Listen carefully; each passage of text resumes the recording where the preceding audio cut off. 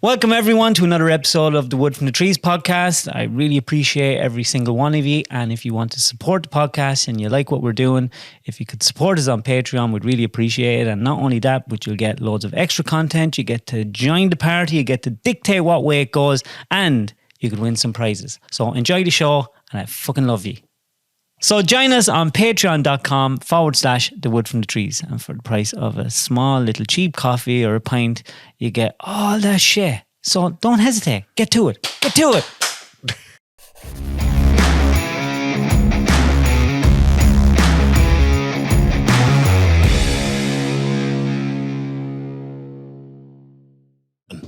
Jeez, I'd say in about 15 years, he was doing kind of voiceovers, and then I think he's running some online radio station or something. But our paths would have crossed a few times over the years. Nice guy, but that's it. I mean, an awful lot of them disappear, like Tim Kelly. Tim Kelly, I think, is a vampire. He just sleeps by day, chases ghosts by night. Because he liked doing the morning show, or did he not like doing it? No, nobody really likes doing a morning show. But then again, if you're clever, you see, 20 years ago, if you were on a national radio station, it didn't matter shit what show you were doing. It was a bloody good show because you were on national radio and there was no social media or podcasts. So you're top of your game at that time. And would you start off like DJing in clubs? Is that how you started off back then? Someone like me? Yeah. I was in primary school and I just listened to pirate radio. Do you know what pirate radio is? Yeah. So, I'm 43. I remember. You're a fine looking lad. I remember things like that. Yeah. I haven't much done. I have to practice to say tree because I automatically say three. What? I say tree as well. 33. Yeah, 33 and a third. See, I'd say 33 and a third. Are you a mountain man? You're not a mountain man. What does that mean? Oh, we live in Avoca. Avoca. Yeah, no, I'm a blow-in. To Avoca? Yeah. Where are you originally from? Well, my family are Mayo. Fucking another Mayo person. I know, isn't it gas? I'm just attracted to him. I know. Where in Mayo? Westport. Well, for fuck's sake. Where in Westport? Fahy, near Fahy. Coltrane. That's mad. Townland. And I tell you, it's gas, right? Because like my dad made sure that we had a real country upbringing. So every summer we were sent to the farm. Now, the farm was a shithole, right? And loads of stones. There was oh yeah. Picking stones from morning till night. More stones in the morning when you got there. And honestly, but do you know what it was? It was a little farm. There was 8 cows a milking. And I remember as a kid in the 70s, the barrow carrying the churn, milking Packy, my uncle Packy, my dad's brother, would milk the cows by hand. And fucking, like, people say, have you not got machines? You must be the last fucking farmer, right, in Ireland, in the world, who doesn't have, they have fucking milking machines in Ethiopia. What the hell is going on, right? So Packy was there, and like, he was there, and he'd be milking and the silver bucket of beautiful, beautiful milk. Did you like that fresh milk? Fuck, on cornflakes, out the silver jug. Did you fight over the scummy bit? Everybody did. Oh, not in our house. I hated it. It was gorgeous. And then the filter, like the cleanliness, well, I think he probably washed his hands when he needed to. Yeah. You know, and it was just brilliant. And it was just, and then saving of the hay. There was a very small hole. But what you learned community, because if you're a Mayo man, all the farmers come around and help each other out. And there's a name for that. There was some name on that. Slave labour? No, there was something else they called it. It's nobody had contractors and stuff that done things. The metal. That's it. The what? That's it. Metal. Hype man Hubie. He has an answer to fucking everything. Yeah, that's all I called the metal. Because people didn't have contractors, so what you had to do is everyone, when they were doing the hay or when they were doing the potatoes or when they were picking the stones, everyone came around to everyone's house and done it, like the sheep shearing and stuff. I never took you for a Mayo man or a West. You thought man. I was a city slicker. You did. I never got down Mayo slang off you. Well, what happened was, so we went to live in Dublin when we were children, right? What age? I know, like from the time of 0, because we would have been in Westport from the time of 0 on holidays. But the family moved to Dublin. But so it was, well, actually, it's funny. Go on. When Dublin play Mayo, right, there's first division in our house. With who? My brothers. Are they still in Mayo? No. None of them went back? No. But we were there 2 or 3 times a year. So it's as much, my father felt it was important that we knew who we were. Yeah. And the Rally All Steel bicycles, be stealing it from Uncle John's shed, you know. And in fact, you know, like I'm just remembering now, Uncle John didn't have a Jackson in his house. Oh, a lot Swear of to people God did now. back then. And you go to the shed, did what you needed to do in the shed. Remember the day they got the televisions? I remember they had, radio was always popular. And, no, I'm not talking the 60s or the 50s. I'm talking like the late 70s, early 80s. And my Uncle John and Auntie Ellie cooking on the fire. Yeah, Mayo was a forgotten county for a long time. Yeah, but what's the fucking story on a road? Like, every county has a decent road into it. Once you pass Longford, it's a load of shite. It is. I sure look, they don't look after the roads that they should. I thought when Kenny got in, that'd be it now. There'd be a fabulous road all the way to Castlebar, because they've sorted out Castlebar to Westport now. The Westport bypass. You know? It's not really sorted out. Not really. I know, and it's 50 kilometres per hour, 60, it's a load of shite. Yeah. Well, I think that is good for the tourism. I think when foreigners come in and when Americans come in, it adds to it. They go, oh, we're in Ireland now. Yeah. Is this what you call a boring? Yeah, this is where we came to see. know. I think that's some of it. But you know, I love Westport, but I think it's gone stupidly expensive now. Oh, it is. Like my missus, we go to the Canaries, right? And I love the Canaries. I'd love to be going to Westport for a week, but it costs me fucking $3,000 if we go to Westport and stay somewhere nice for a week. Well, you're dressed up like a lad today that likes the tropical side of life. Well, yeah, I was I was working today, so this is my work shirt. For anyone that isn't reading the descriptions and notes, today we have Phil Cawley, a man that I listened to my whole lifetime when I was a young lad. Because we all drive machines. And everyone we knew drive machines and lorries, and every day we'd listen to the radio because that's what radio was. And radio was different years ago because but you were driving luxury machines. When I grew up, the tractors didn't even have a fucking safety cage, whereas you were driving a luxury machine with a stereo. And I was thinking, you mean, hang on, lads, tractors have radios? Oh, fuck's sake. Tractors have radios, radars for mapping out the field, sat-nav, the whole thing. Sure, this is a whole new world to me. I thought tractor, PTO, end of. Yeah, but did you ever drive a tractor? Do you know, this is gas. This is true. This is like synchronicity because somebody asked me this week. I have a tractor license. Never drove a tractor in my life. I have a trailer license. I couldn't reverse a trailer to save my life. I have a coach license. I can drive a coach. I have his D1 and D. Why did you get your licenses before when they were giving them out? Will you feck off at yourself? You didn't do the test for no reason. I did the test before COVID because when I lost my gig on Today FM, I was trying to get work. And so someone said to me, yeah, there's fucking shitloads of work, coach driving. You can do some touring. You know, you could be a tour guide. So it cost me a couple of grand. Actually did it in Athlone. Learned how to drive a bus in Athlone and got the license. And I still do a bit of part-time. On the bus? Yep. Well, we're going to go way back. Way back. Now there's the vision coming. When I do the DJ thing. Let's go back. Let's go back. Way back. Way back. Back into a time that you've forgotten. So when you were in Dublin growing up, as a young Garsoon. Big family? I have 2 brothers and 2 sisters. I'm the baby. You're the baby. And spoiled rotten. Were you spoiled rotten? Well, my brothers and sisters said I was. And did you like school? Primary school, sometimes. Here's one for you. Ger Loughnane, famous hurler. Do you like a bit of hurling? Ger Loughnane was my teacher in primary school for 2 years. When he was out of teacher training college, he worked in the school that we were in Chapelizod and brought hurling to our school. And that was a time that I absolutely loved because he was a lovely man, a great teacher.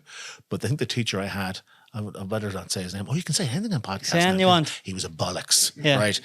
O'Driscoll. And apparently he's still around and still a bollocks because I met somebody who said, yeah, your man, he's a bollocks. It's hard to shake off the bollocksness. Honest to God, you know what it is? And you talk about when you're in school. I remember he used to really criticize me over the way I drew an R. And my mother had this lovely flair. She drew an R with a twist. And when I was writing, that's the way I would do my R. And like, he flipping, this bollocks.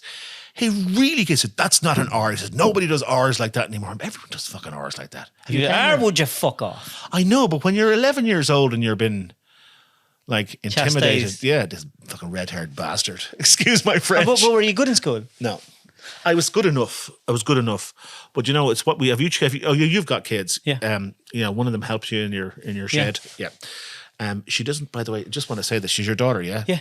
She doesn't do like pack up the bring back fingering stickers because I just thought, No, I keep her to wrapping mugs and wrapping Yeah. stuff like that. Yeah, because that'd be a bit of an. But look, it's only a matter of time till she finds them. I can't Yeah. control any of that.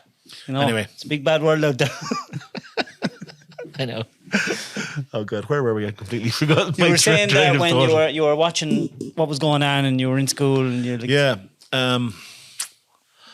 It's the same. It's the same as always, Dave. I mean, you look back and you say, if I had just worked a little bit harder, I would have achieved great things. But I think from the age of 12, I knew what I wanted to do. Genuinely. So DJing. Yeah. But that's the funny thing. How did you get into DJing? Because we were blessed where we lived, and there was local radio stations and pirate stations, and not so much now. You literally go to bed with the transistor radio, listening to the DJs introducing the songs, and it was just. And then we had a great childhood because myself and my brother John and my mate Kev, we had a tape recorder, so we used to go doing interviews. Good evening. We'd be up outside the local pub. Can you tell me what you think of the parking situation here? And it was really ridiculous stuff. And then I think one of my buddies said to me, Phil, you do the next one because you sound better, right? And I thought, yeah, geez, maybe I do. And that was it. And then I think I was probably 12 or 13 when I got answering the telephones in the local station. And then it was just went in and asked for a job. Absolutely. Well, I didn't get jobs. It was all for free. And then it was organic then, you see. It just happened. Now, my dad was brilliant, right? My dad kind of said, I'll support you in this, but don't forget school. And he was right. He was right. If you're going to do it, do it. But have, your education. And most parents, you'll say that yourself. Yeah. If you're passionate about something, brilliant. But always have your fallback. I don't think I really had a fallback. I mean, I passed the intercert. I passed the leaving cert. Was it anything to write home about? No, not really. But I started DJing then, not just on the pirate stations, but like my father was a clever man, clever Mayo Hoover, He knew that you could make money out of this DJ business. This now DJing in nightclubs and stuff? Well, weddings and 21sts and that sort of thing. So he lent us some money, 350 quid, huge amount of money. Big at the time. Yeah, and then he had a little notebook where we'd pay him back with interest. I don't know what to call interest really anyway. And he drives us around in his Ford Escort, speakers on the back seat. We abused that poor man so much.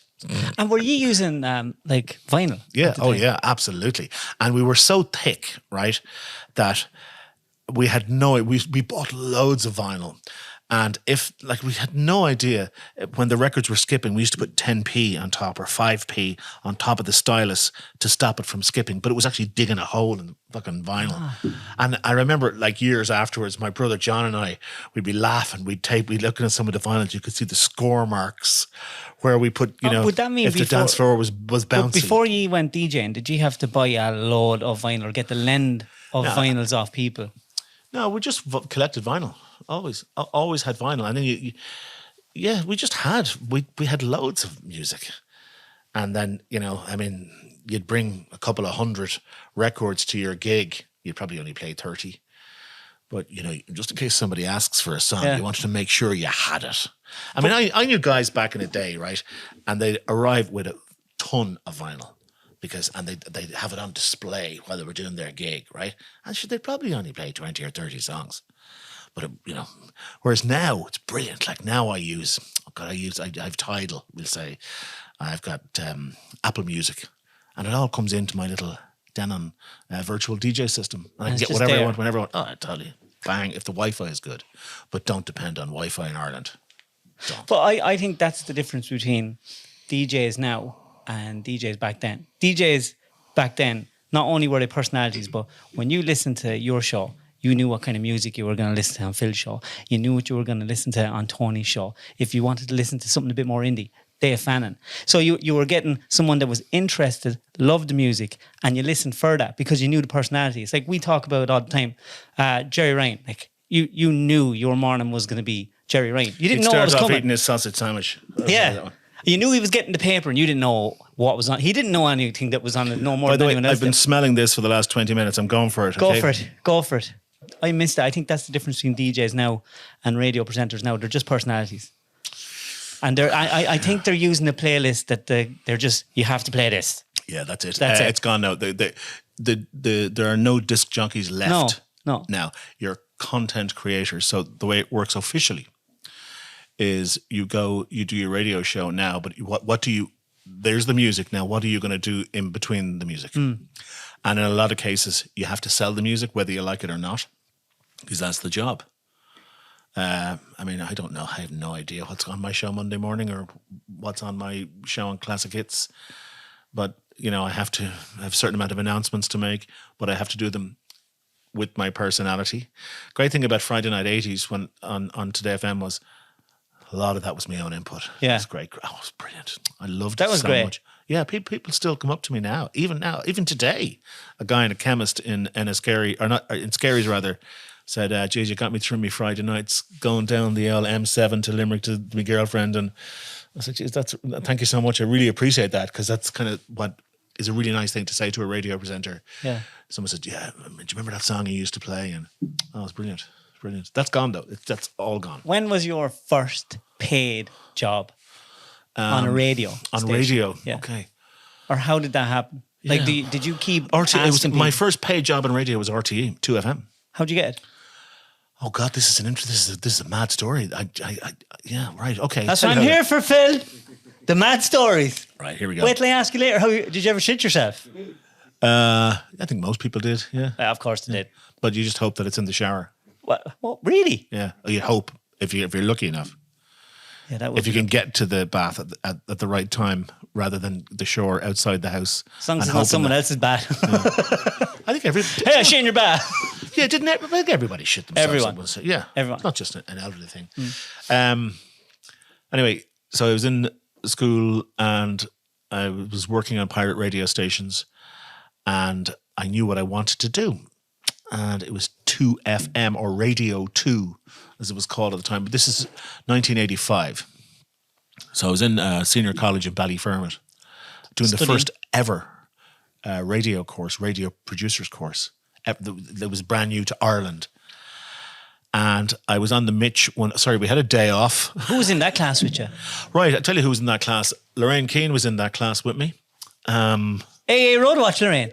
Well, no. Yes, the same one. Derek Mooney was in that school. Who else? There was lots of well-known people. There was an alumni at one stage where we all used to meet, but then I'm kind of a bit older than the rest of them. They were all there at one stage. It was like fame for radio and telly. Who was the person dancing in the rain? Probably me. God, if it was Lorraine now, it'd be something to look at. I'll tell you what, she's a fine woman. Fine woman. Yeah, and you know what? You'd go for a pint with her. Didn't her father manage the Indians? Yes. Very good. I remember somebody saying that to me before. Yeah. He was big into the show. No, Lorraine's sound, and Pete, her husband's a great guy, you know. The Devlins, some other Devlins, but yeah. Anyway, there's going to be a lot of me digressing, so just ignore me. Yeah, but I'm trying to bring myself back because I'll forget. I'd be worse than you. Yeah, you were in the college doing the first... Yeah, and I was on a day off. I was walking up Grafton Street. Now, before Brown Thomas was there, it was Switzer's. And Larry Gogan was doing his show from the window of Switzer's. And I said, fuck, just a minute, quiz, man. In I go. And in I went. And I gave my name to the girl who was his BA. And she didn't want this 15, 16-year-old snot-nosed teenager on Larry Gogan's show. And it's like, do you know what it's like, David? It's like the gods are praying for you. So the woman who was supposed to do the quiz backed out. And Larry's about to go on air. The microphone's about to go up. And she grabs me. She says, do the quiz. And plonks me down in front of Larry. So Larry's literally where you are. Now, Larry was an incredible man in that when you go into his studio, you're the star. He had this, and Ian Dempsey is the same. They have this magical way about them. that you just, there's zero Make you feel ego. comfortable. Oh, listen, brilliantly. But there's zero ego. Larry Gogan was actually interested in me. You could tell. And that's how he became such a well-known and trusted voice over the years. He just had this wonderful way about him. So anyway, I did the quiz. I won the quiz. And then that little bit of banter at the end, right? And Larry says, what do you want to do when you grow up? And I went, I want your job, Larry. Right? Little cheeky little whippersnapper. Is that still around somewhere? Can you find it? Oh, look, I remember somebody asked me that question recently. It probably is, right? But anyway, I got a phone call. Do you know the phone in the hall, the phone table at the bottom of the stairs in the hall? Yeah. And it was Bill O'Donovan from RTE who said, "We heard you on Larry's show." Oh, he was an incredible guy. This guy was a wonderful. Started so many people in radio, and he asked me to audition. So I took another day off school. What's an audition? What happens when an you're audition having an tape? Right. So what they want to hear is they want to hear your style. They want to hear how you link from song to song, how you would read a weather, how you would approach a story from the newspaper, and your presentation style, the sound of your voice. So how long is this? I think I made a 20-minute demo when really all you need to do is a 2 or 3 minute demo because most Have you got programmers. the demo? No, I don't. Phil. You don't have your first demo. Do you know what? I have no interviews from all of the people I've done over the years. I have zero. Nothing. You interviewed me once. Go on. I won Ladies and Gentlemen, This is George Michael CD off your and a t-shirt. Really? Yeah. What did you have to do? You played a clip of a song. You were on during the day. Yeah. And you played the clip of a song and it was like, what was that song? Somebody told me for everything she wants is everything she needs. And it was that song. And you said, whoever knows this song, ring in. Really? And the fifth person that rang in. And Dave, I have to tell you something. Of course you don't remember. I've got a fucking clue what you're talking about. Yeah. But come here, this is amazing, right? Because I remember somebody on one of the Anorak websites or something, somebody asked a question a couple of years back, was Phil Cawley ever on RTE? And this other person said, yeah, he was. Here's a recording, right? And somebody said, Phil, you want to hear this? So I'm on 2FM on the night train, and I'm visited by Mark Cagney and Jerry Ryan, who bring champagne into the studio because it's the very last night train. I'm presenting it. I have no memory of that. No. And I'm there listening to it, and I go, oh, Jesus Christ, that is me. And I cannot recall, and I've got great recall, but I can't remember that moment. And it was amazing. Yeah, that's mad. But then, look, I was in 2FM for about 3 years, and then the way all things go, I'm about to come in to do my show, and the producer calls me over to the desk. Phil, we're making a change on that show, but look, just stay in touch. And and then just like that. Yeah, and I got a call from Cathal McCabe. Philip, the summer schedule is out, and your name doesn't appear to be on it. Right, you're there. So that was, anyway, sorry, I diversify again. That was the first gig I ever got paid for in radio, was RTE. 90 quid a shift. And what was the show? I started off doing 8 to 10 on a Saturday night when they sacked BP Fallon. And then I got 6 to 8 Saturday evening and Sunday evening. And then I did Night Train for about a year and a half. So it was altogether about three and a half years in RTE. And what was your favorite? Was that your glory time in it for you? Like you're young. It's too young. You didn't appreciate it. I thought I was a superstar. I was just too young. What I age were you needed again? a device. It was 19, 20. 19. Yeah. Sure, women would be throwing pussy at you. Yeah, but not really. And you know what? People say that all the time. Jay's your DJ. You must have been riding fucking left, right and centre. No, it wasn't. I was kind of into the gig, man, I mean, it was the odd one, right? Fair enough. I mean, I didn't starve myself. But no, I was into the gig, And what way do they work? Like when you get your job, do they just say, right, you're on for how long? Like how do they do a contract? Like how do you get a loan? How do you go into the bank? How do you... You don't. You're a contractor. I mean, you're a contractor. I mean, unless you have regular income and a few bob in the bank, don't want to know you. Most people in this business are contractors. But do they Can't not? get a loan. But when you're working with people, I lied to get my mortgage. I lied to get my mortgage. my first mortgage when you could lie.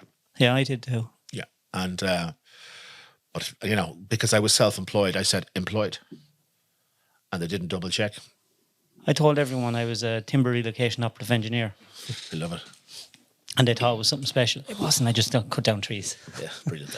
But when you say you start working and you're getting loads of viewers and people are loving you, and like, how did a radio station, like, they can't just go, oh, we're getting rid of you. See, they can. This is it. And this is like, you know, we're on a podcast now, for example. And then, you know, Keith Walsh, who was on 2FM, right? Yeah. So he is going through a case at the moment. Now, I'll be careful how I say this because this is just... He's put it up. He's put it up. So reading between the lines, he got let go from the breakfast show, right? I was pretty upset about it. I mean, I've been let go from big gigs and I've been pretty upset about it. And then people say, well, did you get to redundancy and so whatever? No, I was a contractor. But they can't just do that. Well, they actually can. Because if you're a clown in a circus and you stop being funny, the circus have to be able to say good luck. They have to. But it's the way they say good luck. Right, okay, now I'm with you there. I hear you there, right? Because I had a horrible situation in Today FM where it was time for me to go, right? You know, I'd been there 21 years. And I remember somebody saying to me, you're not Billboard, Phil. You know, you're not like fabulous. And that's cool. That's okay. And that's what they were looking for. They were looking to approach a particular market, which is absolutely fair enough. Totally their entitlement. But I was bullied horribly. But it doesn't make sense. Same my job. Yeah. Like, they can say to you, you know, you're not getting out as much as you used to. Yeah. And then you can say, right, how about get me into nicer timber? Mm-hmm. Or give me some machine that's better to work with. They don't go to you. Everyone knows your voice. Yeah. You know, maybe, you know. No, they don't give a shit because the people who make the decisions don't even listen to you. They look at a product and they say, right, here's what we need to do. We need to get this demographic. We need to find somebody who will specifically fit this demographic. And then they look at Phil Cawley or whoever is there and they say, yeah, okay, he's on 80 grand a year. We can get someone to do that for 20. And that's what they did. I mean, most people who work on national radio now, okay, if you're not the big name, probably 100 quid a shift on national radio. And that's what's paid out there as contractors. So I was on really good money when I was on Today FM. And I was delighted I was able to put my two older kids through school and college. It was fantastic as a self-employed contractor. And then I did 10 years of afternoons when you contacted me. And then we had a CEO at the time. He was a gentleman, and I've got great respect for him because he looked me in the eye and he said, Phil, we're making a change. Ray Foley's coming in. Ray Foley's going to be the new afternoon guy. And I thought, oh, bollocks, that's it. And my life is over, right? But he said, no, hang on. He says, we'll leave your salary where it is. And we'd like you to, stay very much a part of it. He says, if you want to go, go. He says, but we'd like you to stay. And this is where we came up with Friday Night 80s and the Saturday show where we did all those outside broadcasts on the Sunday. It was brilliant. So I had 10 years of 3 days a week on Today FM on great money. And, that wasn't going to last. And it didn't. But when you said the way people do things, the most horrible thing was that when Communicore came in and when... is it Bauer Media? Bauer Media came in. Yeah. No personalities. They don't care your number. They actually don't care. Because what happened to me before Bauer came in was I wasn't part of the plan. And rather than somebody with balls sit down, look me in the eye and say, Phil, you are not part of our plan. We're going to work on an exit strategy, right? We need to say goodbye to you. We wish you the very best of luck. We thank you for your service. They never fucking did. You'd be left out of meetings. My ratings were huge. Now, I was thrilled. I was so proud of them. And I remember actually going in after the ratings. By the way, nobody rang me to say, well done. I had the highest increase. No, it didn't matter. It didn't matter shit. Ratings don't matter if they don't want you. Ratings only matter when it suits them. So I was dealing with people that were just... I'm sure they were probably getting it as well from their higher up. But I had a CEO who was not a nice person. I had a woman who was I won't say her name, but she was a bad woman. She was full of Xanax every day. and just was not a nice person. And at no point did any of them sit me down and say, Phil, we need to make a change here. And what happened was, and this is awful, right? I went into delighted, like, signed my contract. My contract was up, and I was looking. I think actually, do you know what it is? The contracts don't make the blindest bit of difference. They'll tell you it's a 3-year contract, but basically it's a 3-month contract. Do they send it to you first? Do you get to look at it? No, I don't give a shit. Unless, you're a big name. Then you get to negotiate. But I wasn't a big name. It was part of the weekend schedule. Not important. I mean... And this is now after you've noticed them, they're treating you like shy. Oh, it's awful. They're leaving you on meetings. Yeah. It's workplace bullying. Because that's not awful. This goes on all the time in every radio station. Yeah. Local radio. But you see, the thing about it, Dave, it doesn't need to go on. If somebody just looks at you and tells you the truth, yeah, that's all. And then you deal with it. And this is why when Willie O'Reilly looked me in the face and said, we're making a change, right? I was upset for about an hour. And then I realized, happy fucking days, man. I have direction. I know where I'm going. But then at the end of that, when the new management team came in, I went in to sign my contract, and I remember the CEO saying to me, Phil, we're planning on making some changes, so I'm going to give you an extension to your contract, right? And then we'll have a chat in September. And I said, great, okay, fine. I left the office, I said, that's a bit unusual. Following morning, he rings me. Just with regards to our meeting yesterday, this is his exact words. He says, just to double check, he said, that wasn't actually an extension to your contract. And I said, well, what does that mean? And he didn't have the words to say, well, you're on notice. He actually didn't tell me. So I had to, he said... The very next day? He said, look, just come and find me in the office in the next couple of weeks. Now, at that stage, he went off on holidays somewhere. So I'm going down in the lift. How long had you worked with this guy now? A couple of years. He'd come in for a couple of years. Most of the people that work in these kind of companies, they only last 2 or 3 years anyway, and they're gone. And then, they defriend you on Facebook and everything because they've gone. Like George Clooney. You know that George Clooney movie where he's flying in the plane and he goes, it's that sort of, that's that sort of position. So anyway, it gets worse. So I'm going down the lift and Matt Cooper's in the lift with me, right? And I said to Matt says, are you all right, Phil? Matt's a lovely guy, right? I said, Matt, I think I've been fired. Oh, Jesus Christ, Phil. He says, I'm awful sorry, right? So I waited and waited and waited. The boss had gone off on holidays. The girl, I ran around the office after. I said, look, could I just speak to you, please? Like, what's going on? I said, am I being fired? To which she looked me in the face. She said, oh, no, not at all. See you next week. So about 2 or 3 weeks passed, and I finally got the two of them together in an office, sat in, and the conversation was, now, Phil, you're on 3 shows a week. I see these 3 shows becoming 1, right? And I'm there going, right, that's how much do I make? So divide that now by 3. It's ridiculous. They could have, talking about having no balls. So I said, look, Phil, we need to work something out here, right? But that was it.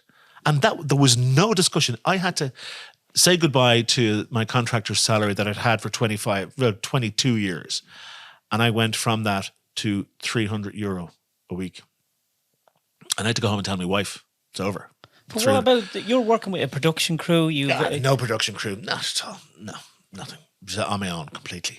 So now I find myself gone from the schedule, and I'm on a Sunday, right, on 300 quid a week. And then I'm told, no, we can't actually do the 300. It's 250. And I discovered that most of the other people on the schedule are on about 150. So I'm on 250 quid a week for doing a Sunday show. Now, what I should have done was I should have just left. But what about your colleagues? Like the Matt Coopers, did they not Well, first of all, what happens in a situation like that is, it's entertainment business. Everybody has a unique contract. Most people sign an NDA. I know a number of people who have left Today FM, took the 3 months' money and signed an NDA. Most people do, and if you're a big name, you believe me, you have somebody negotiating a contract for you, and you wouldn't be like Phil Cawley. Like I had that, Google contract that you can Google, contract of or contract for services. It's just basically the same, signed there. It's not a contract. It's a 3 month. We can fuck you out whenever we want to. Now, I'm not complaining because it's the entertainment business. It was horrible the way I was treated. Horrible. And I don't dislike anybody in this world bar two people. And my missus says to me, she says, you need to get rid of that. You need to move on. You need to forgive those people. I say, I'm going to have to try. I really am going to have to try. But I just find horrible people like that, when the option to include dignity and professionalism into a conversation is available to them, they choose not to. And it was horrible. And I remember actually, so I was on, in the meantime, I got a job on a local radio station. I was blessed. Southeast Radio in Wexford, where I'd worked in the 90s, before Today FM, ironically. Great, cool little professional radio station. I got the gig 2 weeks before COVID, right? I know, got the phone call. I'm out walking my dog, having a happy morning, looking forward to starting my new gig next week, right? COVID breaks, lockdown, phone call. We're so sorry. And it was very professional, because they rang me and told me straight, which I really appreciated. And I said, thank you. I said, look, we don't know where we're going with this. I mean, every radio station, every company in Ireland didn't know where they were going. True to their word, they rang me literally 6 months to the day. You ready to go? Ready to go with this thing? So I got a job. In the meantime, I'm still on Today FM on Sundays, but I'm working as a van driver for a pharmaceutical company, delivering drugs to Clover Hill, Midlands and Portlaoise prisons. I'm getting my license to drive the coach. There's no DJ work did at you all. kind of have to start your whole life all over again? Yeah. Literally. And do you know what? It was horrible, because I'm a nice person. I'm not used to dealing with people who are bad. These people were bad. I wasn't looking for money. I was looking for dignity, respect, professionalism. I mean, I had to put a stop on my mortgage for 6 months, right? And then you're walking down the street and thought, oh, there's Phil Cawley, DJ, loads of money. Yeah, that's what everyone does think. Money bags. So not true. And then I'm still on FM on Sundays, right? And this is during lockdown, and I'm going in every Sunday, and I hate it. I absolutely fucking hate it. But you know what kept me going in? The listeners. They were so nice. And I was blessed because they liked me, right? And we had a great relationship. But Sunday afternoon, I really missed my Saturday morning. I really missed Friday Night 80s. And I should have left, and I didn't. And I remember, it's very hard to do that when you're when you love your job, Yeah. and you enjoy going to a place every day, and you enjoy doing something. You love it. Well, here's how it ended finally. So I'm sitting in my car in Wexford, in the car park in Wexford, and I get a message. Are you available for a Zoom call with this guy who's the girl is gone at this stage. The other guy is gone at this stage. And then there's a new guy in, right, who I haven't even met, right? Ever? No, never met him. Were you hoping you'd get back in and get a different there's slot? There's always that. And I'm glad you asked that question, because there's always that little bit of glimmer. Yeah. There's always the possibility that. Because you're there. Yeah. That my foot's in the door. Some new guy's going to walk in and say, really like that guy over there. Who is he? Let's get him on more, So you always have that little bit of want. Anyway, got a phone call, Zoom call. Phil, hiya, it's another Phil. Basically, we're not renewing your contract. You're finished at the end of the month. You can come in and do your last show if you want. And that was it. If you want. If you want. Guy I never met before. And I said, well, after 22 years, will we go for a pint? Yeah, look at, with COVID and everything, And that was literally it. I went in and did my last show 2 weeks later, and I didn't even say on the show that I was finishing until right at the end. Were you emotional? Yeah, totally. Totally. Why didn't you say it? Because I wanted to be professional right to the end. Now, Mario Rosenstock had me on his podcast last year, and I had to go into the building for the first time since all this. What was that like? It was horrible. I got really emotional, and I drove to the car park beside it in Drury Street car park, and I rang me missus. I said, I'm shaking. And she said, are you serious? I said, I'm fucking shaking. I said, I think I was probably having a panic attack, right? I don't really know what that is, but I think if it maybe was. So I got into the lift, and I was trying to breathe, and then I was, getting emotional. And then when I got into the reception, and I was sitting there waiting, one after the, Phil, Phil, how are you, Phil? And everyone coming over and giving me a hug and shaking my hands. And that was nice. But man, it was so emotional because there were people in there who were not nice people. Now, having said that, if you need to let somebody go in radio, you have to do it. I mean, you have to be clinical about it, but you don't have to be a prick. Did any of your colleagues ring you after you were gone? No. Do you don't think that's weird? In radio, It's not an excuse. We're all people. Oh no, I hear you. Yeah. People that you think were your buddies. Yeah. Nah, no one. That's a lonely place to be. It makes you realize. It makes you realize who your family are and who your friends are. Like, you see that big, thick, ugly fucker over there, right? Yeah, it looks like a dirty wizard. Yeah. Yeah. He's my friend. And when we kill each other every day of the week coming in the car, right? He's my friend. He's never judged me. He never, from the time I was, afternoon famous dude today to now Hubert, he's my friend. I've got another friend too. About 2 good friends. You shit who you are, what you do, doesn't matter. You're still a big ugly bollocks, So that's what a friend is, right?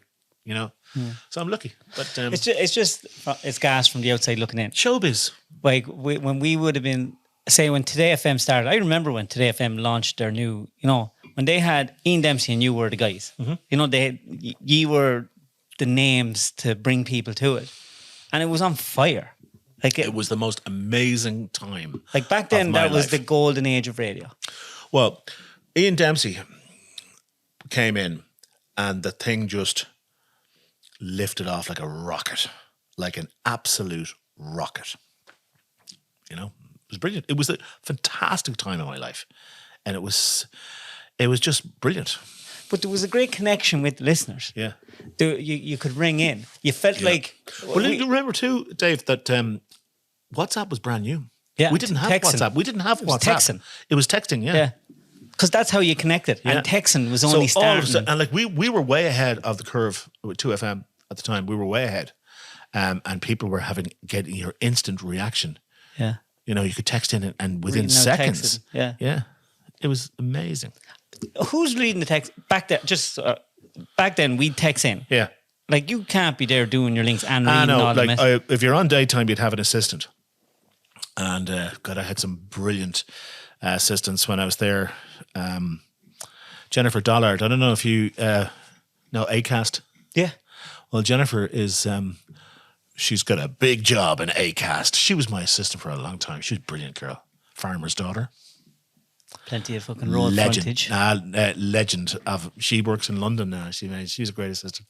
Joanna Hill, Ruth O'Neill. Was blessed with, and they look after the texts, and then they obviously filter the you big ugly bastard Phil. Texts. Did you party hard? Back at the start. I'm a fair man to drink, and I've cut back in the last year or so. But over COVID, I drank a lot. In Today FM, I was a gym bunny.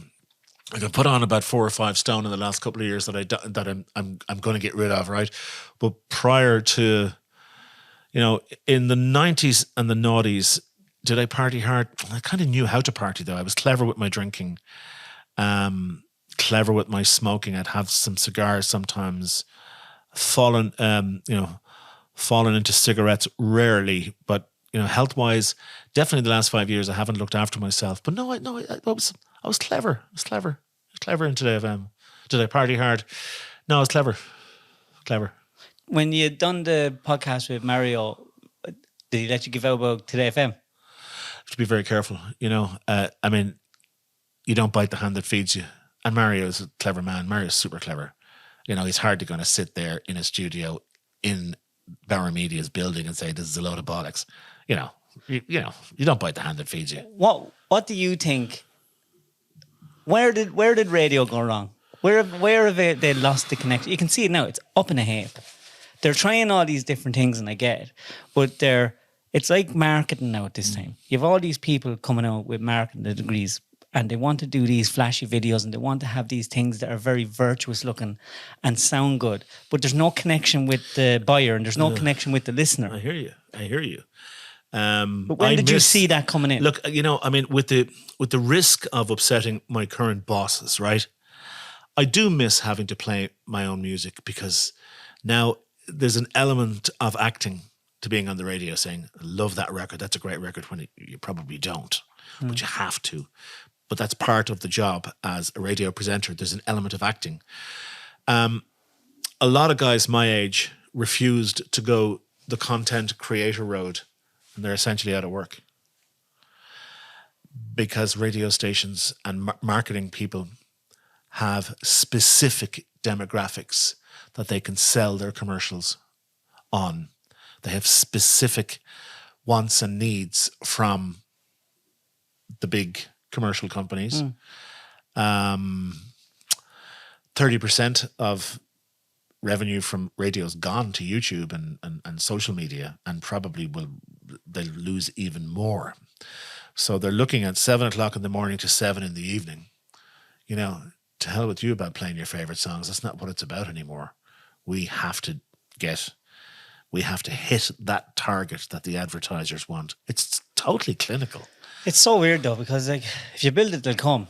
If you have the right content, they'll... I know, but sure, people do it all the time. Look, I'll be honest with you. If you saw the stations I listen to in my car, there's a friend of mine who has a radio station in the shed, in the garden, in Finglas, in Dublin, right? And give him a plug. Retro FM. Retro FM. Did you have to work on that voice? No. Can you do me a favor right now? Yeah. Do an intro. Just do one for you. Yeah.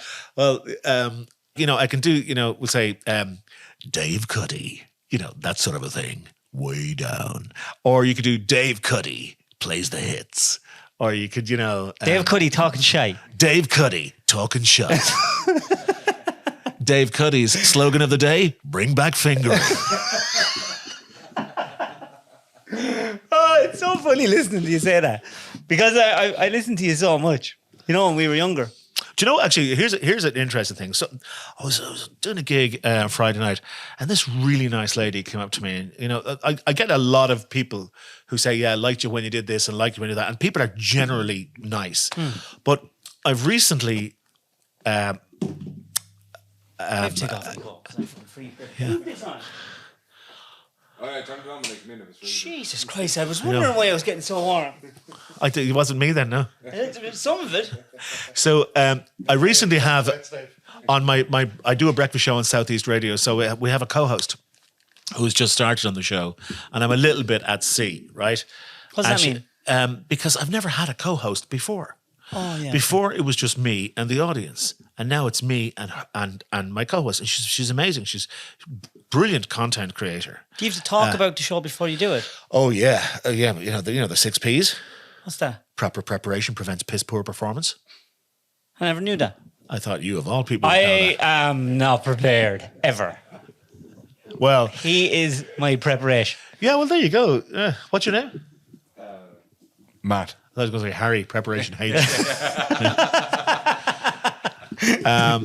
So what I'm saying to you is, so this woman came up to me on Friday night. She said, Phil, I'm not too sure if I, I'm digging this co-host thing, because before when I was on the way to work, you were talking to me. And now I'm not getting as much of you in the morning. And it was a really interesting observation. She wasn't being insulting. She was being, it was a really interesting critique.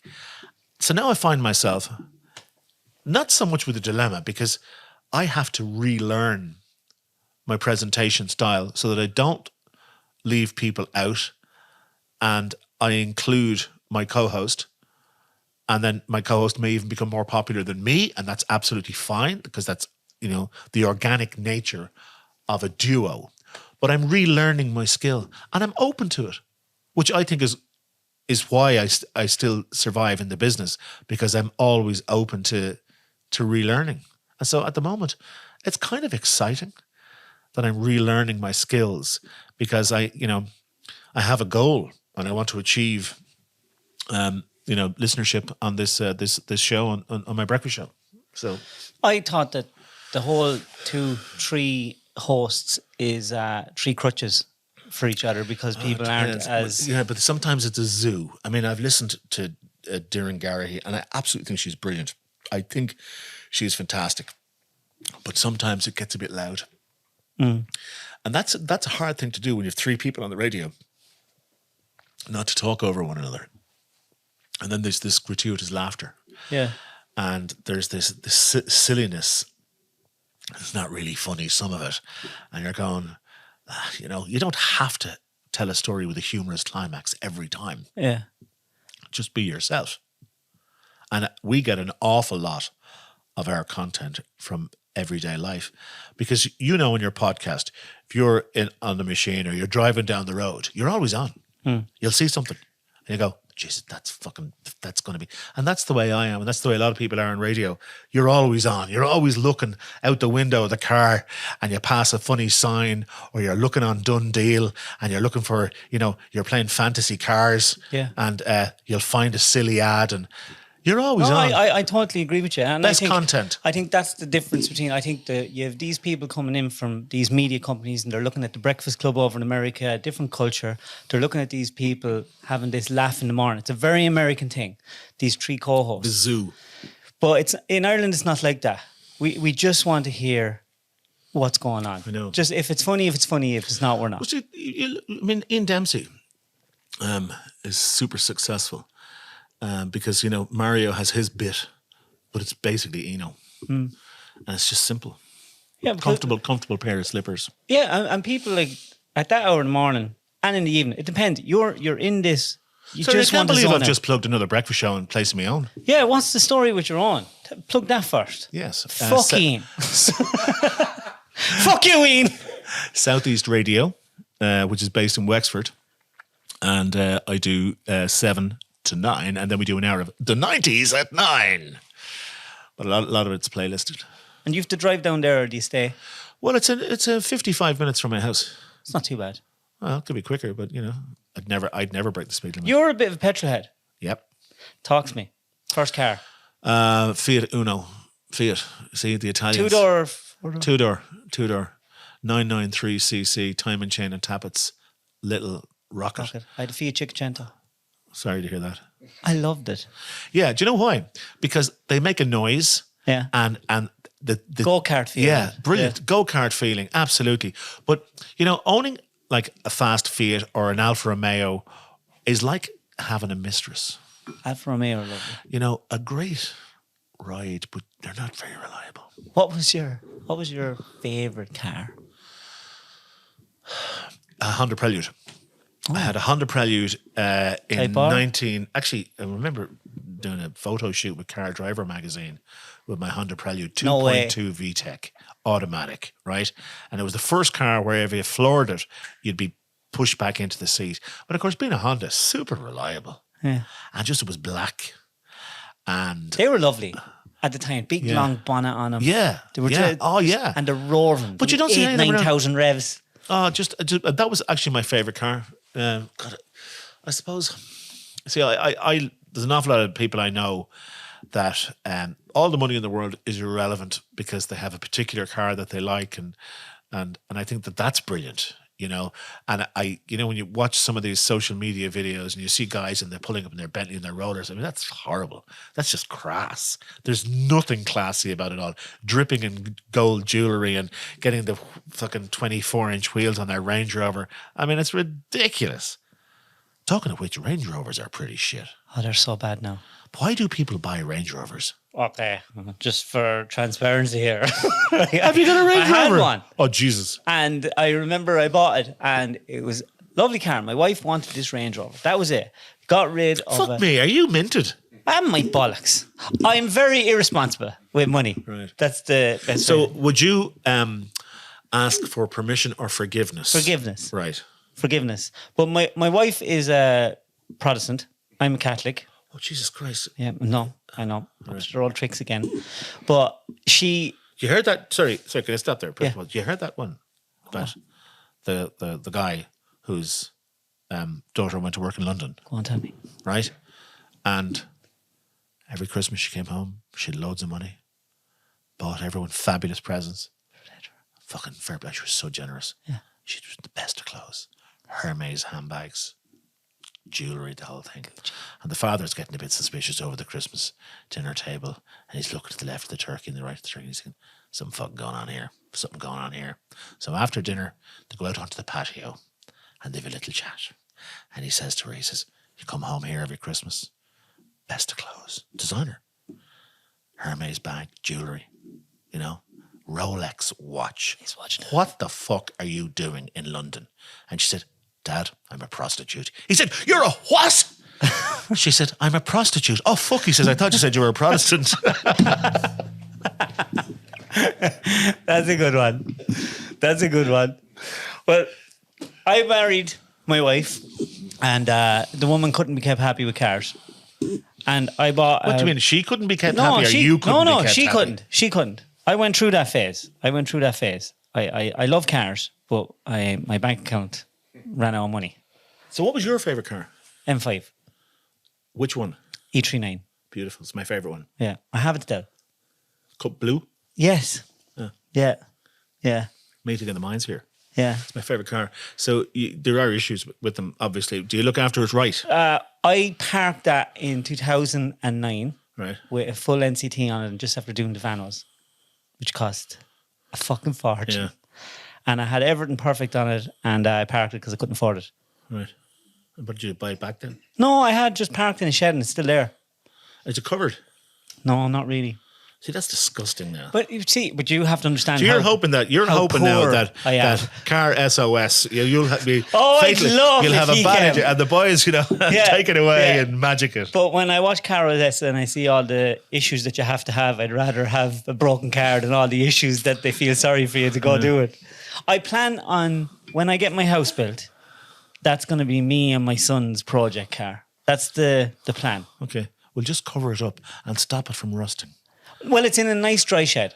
And if the battery disconnected, fuel going over it. right? Yeah. All right. Well, that's the start. Yeah. No, it's in okay shape, but I just couldn't afford. I bought it when I thought money would never end. I was working out in a different country. I was working in Sweden, and then I came home. There was no money, and the recession hit, and I had this 1,100 a month payment. And when you came home, you feck off. You had 1,100 quid a month. It was 11. Do you ever watch Dave Ramsey? I do. Don't fucking tell Dave Ramsey and that. I still make horrible financial decisions. When I had that, I was paying 1,100 a month for that, and my house was only 7. And one of them, I was under so much pressure. I say to my wife all the time, you think we're bad off, there's always somebody There's worse off than us. And now you've added to that list, And I told no one, I was under such pressure, I couldn't afford that, and I had to move home and rent out the house just to pay for the car. And when I bought it, my dad said, you didn't get rid of a 5.30 to buy a petrol one. And I was there. I did, yeah. You won't be able to run it. I will, Daddy, no bother. Fuck's sake, sure. I'm only driving home from the airport. I have it for a weekend. But isn't that the gas the way your dad doesn't see the driving pleasure of the M5, but sees you should have got the diesel. And yeah, if I'm a salesman and I want to go from here to here, yeah. But if I want to enjoy, why do so many people buy the Volkswagen Golf or the Toyota Corolla? Because it's great secondhand value and it's well reliable. Yeah, but where's the fucking driving in it? Yeah, where's the fun? Volkswagen Golf, right? I think is the greatest car in the world because it's everything you want it to be. It can be your mammy's car or it can be a hooligan's car. And there's a model for everyone. Would you know I was a Volkswagen ambassador? You could tell there. But what I'm finding is I'm not enjoying newer cars. So like I totally hear you. I'm after driving the nicest cars. I'm in a position where, don't tell me, I get to drive the most awesome cars. And they're grey, but there's no... Yeah. There's not a visceral... Yeah, no, you're right. You just don't... You're absolutely... And even with a lot of cars now, they don't even have a gear stick. And you go, Jesus. And this drive-by-wire thing. The fact that some cars are out there with a motor and no metal connection to the steering rack freaks me out. The fact that my Raptor, I can start it, I can stop it. Yeah. It's trying to kill me on roundabouts. Yeah. A car comes out in front of me and that decides to slam on the brakes. Yeah. In a fucking Raptor that all the weight's in the back. It's just, I don't know. I just don't, like I get into that yoke. It's €750 I bought for, and the Raptor was 80 and I leave it at all. I know. I mean, I know lots of people like it, and I kind of like that. And it's the same like with motorcycles. I look at some of the new motorcycles at the moment and I like me 2017 and I meet guys on motorcycles. What kind of a bike is it? Oh, BMW GS. So are you well off? Have you loads of money? No, absolutely not. But I meet people The motorcycle community is brilliant because nobody gives a shit what you do for a living, but they'll ask you about your bike, and they'll ask. No, I'm not a Harley Davidson man. I don't like Harley Davidsons. Why don't you like Harley Davidson? Because the noise is shit. Blub blub blub blub blub blub blub blub blub blub. They're all about status, right? I just don't like them. Are they not nice to ride? You think about it, right? And you've got the arms stretched out, and the stupid handlebars. That is the most uncomfortable fucking thing that you would ever ride. And any fella that tells you that it is amazing, it's fucking lying through his teeth. For God's sake, they're ridiculous bikes. When And did they've you got a peanut tank as well. You've got to fill it up every 100 kilometres. Did you ever crash your bike? Yes, twice. Bad. First time I was on a large BMW and I wasn't moving, but it fell over on me. And they're so cleverly designed, Dave. There's the little sticks out a bit at the front, it sticks out a bit at the back. So although the bike is on top of you, you're not trapped. And that was the first time. Second time, it was horrible. It was 2018. And I was coming around a corner in Wicklow. I wasn't even going fast, and I hit a bit of slippy tarmac. So I came off the bike, and I could see the bike sliding in front of me, and then realised I was sliding too on my arse. Were you wearing all gear? I was, thank God. Right, I have a little scar on my little finger. Actually, it's the only thing where I put the gloves down to slow my. And it burned through it. Yeah, and I was thinking to myself, if I had been wearing jeans, my arse was gone. Or a car was coming. That was. I try not to think about that. Had there been a truck or a car coming the other way, good luck. You wouldn't have had me as your guest here tonight. You've talked to loads of famous people, haven't you, on the radio? Any dicks? Yeah. Who? Lloyd Cole. Was he a dick? Yeah. I think I probably just got him on a bad day. See, this is something that I get asked all the time. Lloyd Cole comes in and he wants to talk about his new album, and all you want to talk about is Lost Weekend or Rattlesnakes, you know? Yeah. He wasn't happy. Who else? I think I told this one before as well. Ardlo Hanlon came in one morning. I was filling in for Ian Dempsey actually on The Breakfast Show. He didn't want to talk about... But I was told by the publicist, right, whatever you do, 5 minutes before he fucking comes on air, right, whatever you do, don't ask him anything about Father's Dead. I went, oh, bollocks. So what did he talk about then? I was talking about his new movie, which was shit, by the way. It was absolutely... We went to see it in some cinema in Dublin. It was awful. And I was trying to be nice, because he's a nice fella, like. It was brutal. Who's the most famous person you talked to? Loads. Elton John. Had a one-on-one interview with Elton John. It was brilliant in Las Vegas. Chris Martin. Keris Matthews when she was doing something big. Tom Jones.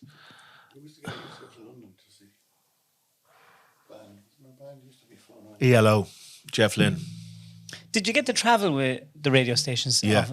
Lots of travel. Yeah. I was very privileged.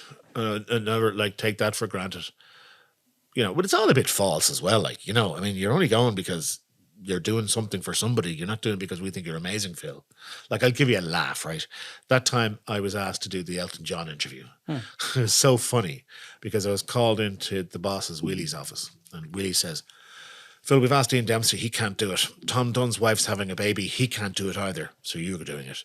I said, well, fuck you, you're gone. Everyone else that's good is gone. yeah, so that's it. That's not cool.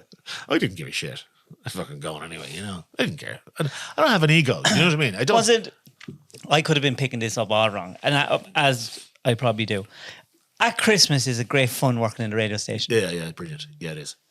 And we used to have epic Christmas parties in Today FM. Fucking brilliant. And there was an awful lot of messing that used to go on as well. Like in the first 10 years of Today FM, there was great messing. Myself and Tim Kelly were hooligans. Tim Kelly used to call Today FM from the Tim Kelly building, right? And he once rang our boss's secretary looking to rent space in the Tim Kelly building, and he pretended he was listening in America. This is the kind of stuff we used to do. And then he did a lot of karate at the time, and he convinced us to tie a rope around his legs and to dangle him out the kitchen window in Today FM. And the joke was that he would knock on the front door of Today FM, right? Hanging upside down, right? And Yvonne, who was on reception, opened up the door and there's fucking Tim upside down. And myself and Tom Hardy, the boss, trying to hold the rope so he doesn't fall, right? So we did all sorts of crazy things like that. It was a good laugh. Was there much riding going on? Between co-workers and stuff? Well, no, to be honest, I think there was, not with me. Other than Ray and Jenny? God, I didn't see that. Do you not see that coming? Jenny started with me, right, on my show. I thought she said she started riding with you at your I was there. Come on, fucking Phil. Let's give it to her, Ray. Be bulling over that now.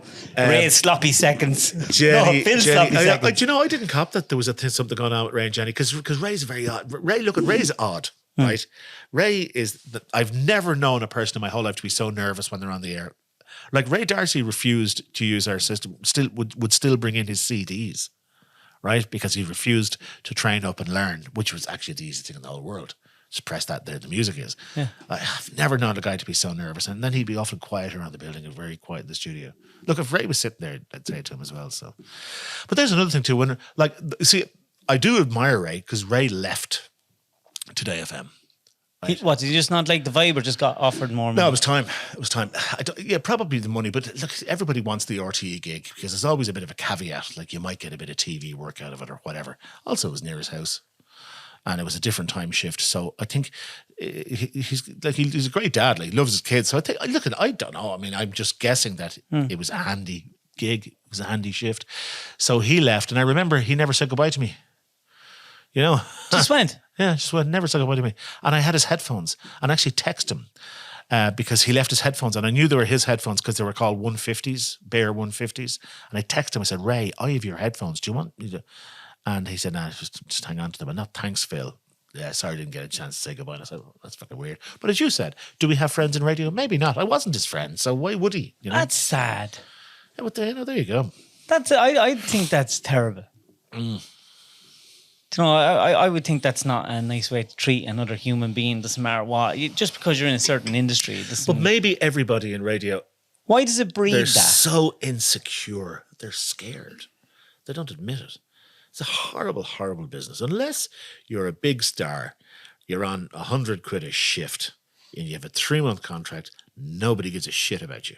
And the problem is that if one person who's working on any of the radio stations, actually, yeah, you're right, Phil, it's fucking disgraceful, the money I'm on. They're fired. They're gone. They'll find themselves. They don't have a gig on the radio in 2 weeks' time. They're gone. And this is why NDAs are so important. I know a number of people who have left radio stations, big names, some of them on RTE right now, who were either fired or let go, but were given the here, sign that and we'll give you $3,000. Sign that and we'll give you $5,000. What's your take on all the crack going on in the radios now? People leaving But they're right. Are they leaving themselves? Of course they are, and this is brand new. This problem is brand new. But if all of a sudden somebody that you were doing some work for suddenly said, "Yeah, we'll get you to work with us again next year, but we're going to put a restriction on what you make outside," right? You can say, "Fuck that," and that's like I have never met the two Johnnies, but I surmise that. If they're making £1 million in their business over here on the right-hand side and they're making 100 grand in Donnybrook and suddenly Donnybrook says, no, you have to declare everything you're making outside of here now. Never fuck off. Good luck. But the radio themselves have created those monsters. The music industry and the radio industry now. And I've heard this. No, but would you not think that they were as popular before? No, they were. And but they're creating that. Because what's happening is, if you want to release music now, just say you have an album produced, mixed, and it's wonderful stuff. Mm-hmm. It's fucking top class stuff. Or you're a DJ, or you're anyone that wants to get into a job like that. The bosses will tell you, yeah, it's great. Come back to me when you have over 50,000 followers. Mm. So what they're doing is they're having these people that already have a profile. They can fuck off whenever they want. If they're stupid enough, which most people that do social media are now, they are stupid enough to do that. They'll sign these contracts and stuff. But if you have someone clever behind you, which the likes of the two Johnnies do, they have. Yeah. What did they call them? Oh, listen, I tell you, everybody in the business I have great respect for them. I have serious respect. Darren Garrahy, the same, And I remember an old boss of mine in radio saying to me, when there's always, he said, you should give everybody a license. And what it was basically talking about was everybody should have their own platform because the good ones will survive. And it's happening now with podcasts. And that's exactly what it is, you know? I mean, I've heard some shit podcasts, right? And I've heard some really good ones. And the competition is getting better. There's some really good stuff out I there. think everyone should have a podcast. And if it works out, it works out. But you learn as you you're go. right. And this is exactly what he said to me. There you go. Off you go. It's the height of free speech. It doesn't get any better. But I wouldn't see, like Hubert says to me here, he says, why don't you do a podcast? I said, well, what the fuck would I talk about? Did you say what you exactly told me a few minutes ago? Your day. People just want something to listen to. Yeah. If you look at now, the industry is trying their best, and they're doing a fantastic job of it, of controlling even the podcast, even the small podcast, because they frame it as, come onto our platform. You know, we'll support you. What is it called? Acast and all these stuff. What platform are you on? My own. All me. Right. Ain't no one, only me and this baby. This is my bitch. So, I didn't know you could do that, actually. Yep. It's all, what happens is when you get a certain amount of followers, they'll offer you, advertisers will come and they'll ask how many views you get, how many listens, what's your retention rate, all this. And they'll say, we'll give you this much money. But what they really do They put a restriction on you. is they'll put a restriction on it. Sat down with people who want me to delete 200 videos and I couldn't say this and you couldn't talk about that. And I just said, fuck you. Yeah. I don't want to talk about it bad, but if I have to talk about something, how do you, free speech is about hearing the stuff that you don't want to hear. Yeah. Do you know, isn't it gas? Look at the way the elections were on last week. And there was a moratorium in radio. We weren't allowed to speak about anything, but we could go into the podcast studio next door and say what we fucking want. That was another thing. I used to listen to, as you know, big radio guy, and I used to listen to Matt Cooper fucking all the time, right? Every evening. That's where I got News Talk, George Hook, just to know what was going on. And then I started listening to Matt Cooper, and as a grown man, supposed to be listening to unbiased stuff. And then he'd be talking about, if it came into Trump, he was by far not unbiased. It's the most biased radio I have ever listened But to. do you not think that, like, let's be hypothetical for a sec. Do you not think Trump gets a hard time of it? Absolutely. Like, automatically, once the name Trump is mentioned, people just, they just go for the negative. Go, well, hold on a sec. Like he's himself. Yeah, he's a unique And character. because he's not media trained, and because he says what everyone says, maybe say the wrong thing at the wrong time. Now, being a climate denier, and he does, say some stupid things, but I mean, he does get a hard time of it, no matter what. But everyone says stupid things. Yeah, It's like I have this thing that if a politician, imagine if a politician, you could use a magic spell and they had to answer every question. They couldn't just say this generic answer, because the best politicians now just speak for the longest time without saying anything. You can always tell the media training, well, no, the reporter asks the yes/no question and they'll never get an answer. No. It'll just be a little speech. Have you been media trained? No. But when you do a lot of live radio, obviously you have this thing in your head where you can quickly say, don't say that. I don't have that. Yeah. Say, like, I could say, like, I'm lucky I've experienced, but we have coaching sessions, and we have coaching sessions in the bigger station that I work in at the weekends. what's the culture? Presentation style, branding, and forward announcing, What's teasing. The trick with the JNLR surveys is to get people to listen longer. That's the trick, and that will show up in your listenership figures.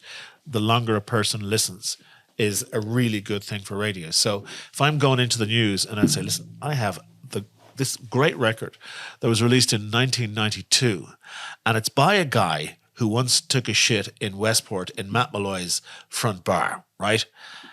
And then you just play the news. Now, whoever is listening is going to go, who the fuck took a shit in Matt Malloy's bar? Yeah. So they're going to listen. So that's called teasing, Okay. right? I never took a shit in Matt Malloy's bar. I'm really, really bad at stuff like that. It's only now I realise how professional you have to be able to speak on key like that. Like, at some stage, right, you'll become a master of your podcast. And at some stage, commercialism may creep in, and somebody may say, well, look, would you just drop in the name of that beer? Would you drop in this and we'll pay this or whatever, which is all, No problem doing that. Yeah, but you'll have to do it. It's the control of what you say after that. Yeah. That's the problem. Have you got into trouble? Because I know that... Here's the great thing about not being controlled by advertisers. There's nothing you can get in trouble for. Yeah. And the other good thing about telling the truth all the time is that you can't be caught out. Because if someone says to me, oh, did you fucking finger this one? Or did you fucking say this at this time? Yeah, that was me. Yeah, no. and you know what? It's funny, like, that we have that rule at home. Yeah. And my daughter laughs all the time. She's 14, right? And I said, I'm always in trouble with your mom. And she says, why, Dad? Because I tell the truth. Yeah. And I made that deal with my wife when we got married. I said, I'll always tell you the truth. And it fucking gets me into trouble. But no one tells the truth anymore. I do. And nobody wants to be honest. Because I listen to podcasts. I've seen people do podcasts, and I do social media. I know so many social media influencers, and they turn into... Oh, do you know what? They really piss me off. And you're at some sort of a leg, and this usually 20-something mini-skirted female comes in. So important. 2,000 followers on Instagram. Snapchat, 4,000. TikTok, 4,000.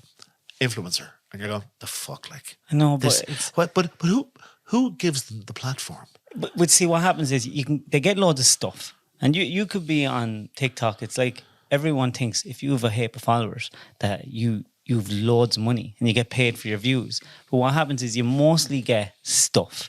It's easy to get stuff. It's easy to get a car. It's easy to get hotel stays. It's easy to get clothes, your hair done, holidays.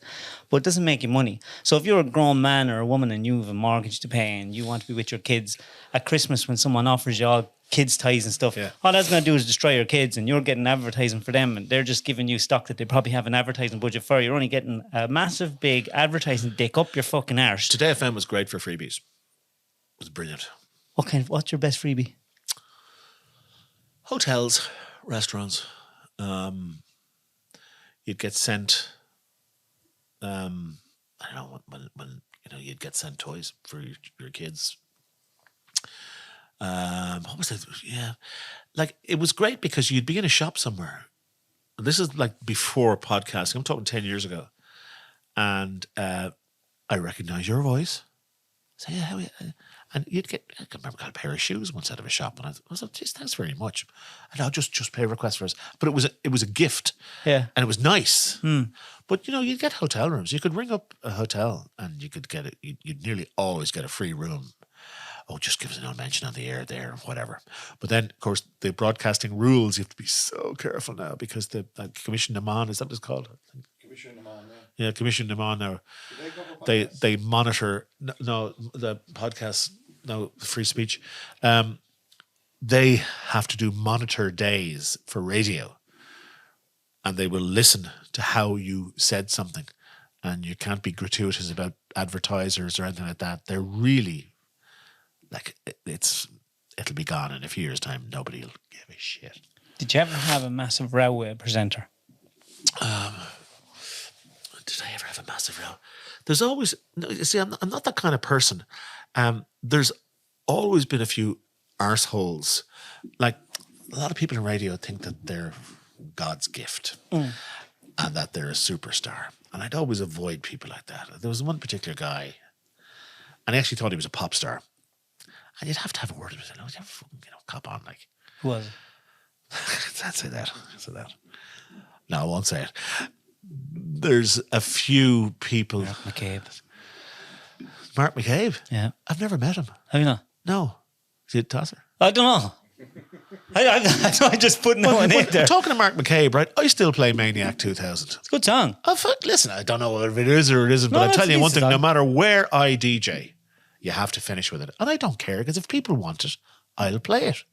But I know that after Maniac 2000, I think he wanted to go off and make other stuff. Maniac 2000 was very good to him. I think he bought his house out of it or whatever. But it's only now he's back gigging. He's back doing public stuff. And if he doesn't do Maniac 2000, he's fucked. I mean, Declan Pearce, for example. Now, there's a really nice fella. Declan Pearce, Black Rock and Beats, right? Packing it in around the place. Now, energetic DJ, got the dudes on the drums. you know, great show, and he deserves it. But I was watching an interview with Fatboy Slim, Norman Cook, recently, and he said something really interesting. You know, the usual question, what advice would you give to young DJs starting out? And Fatboy Slim says, play weddings. So if you master playing at weddings, right, and then, you know, you can take in your skills then or whatever, your mixing skills.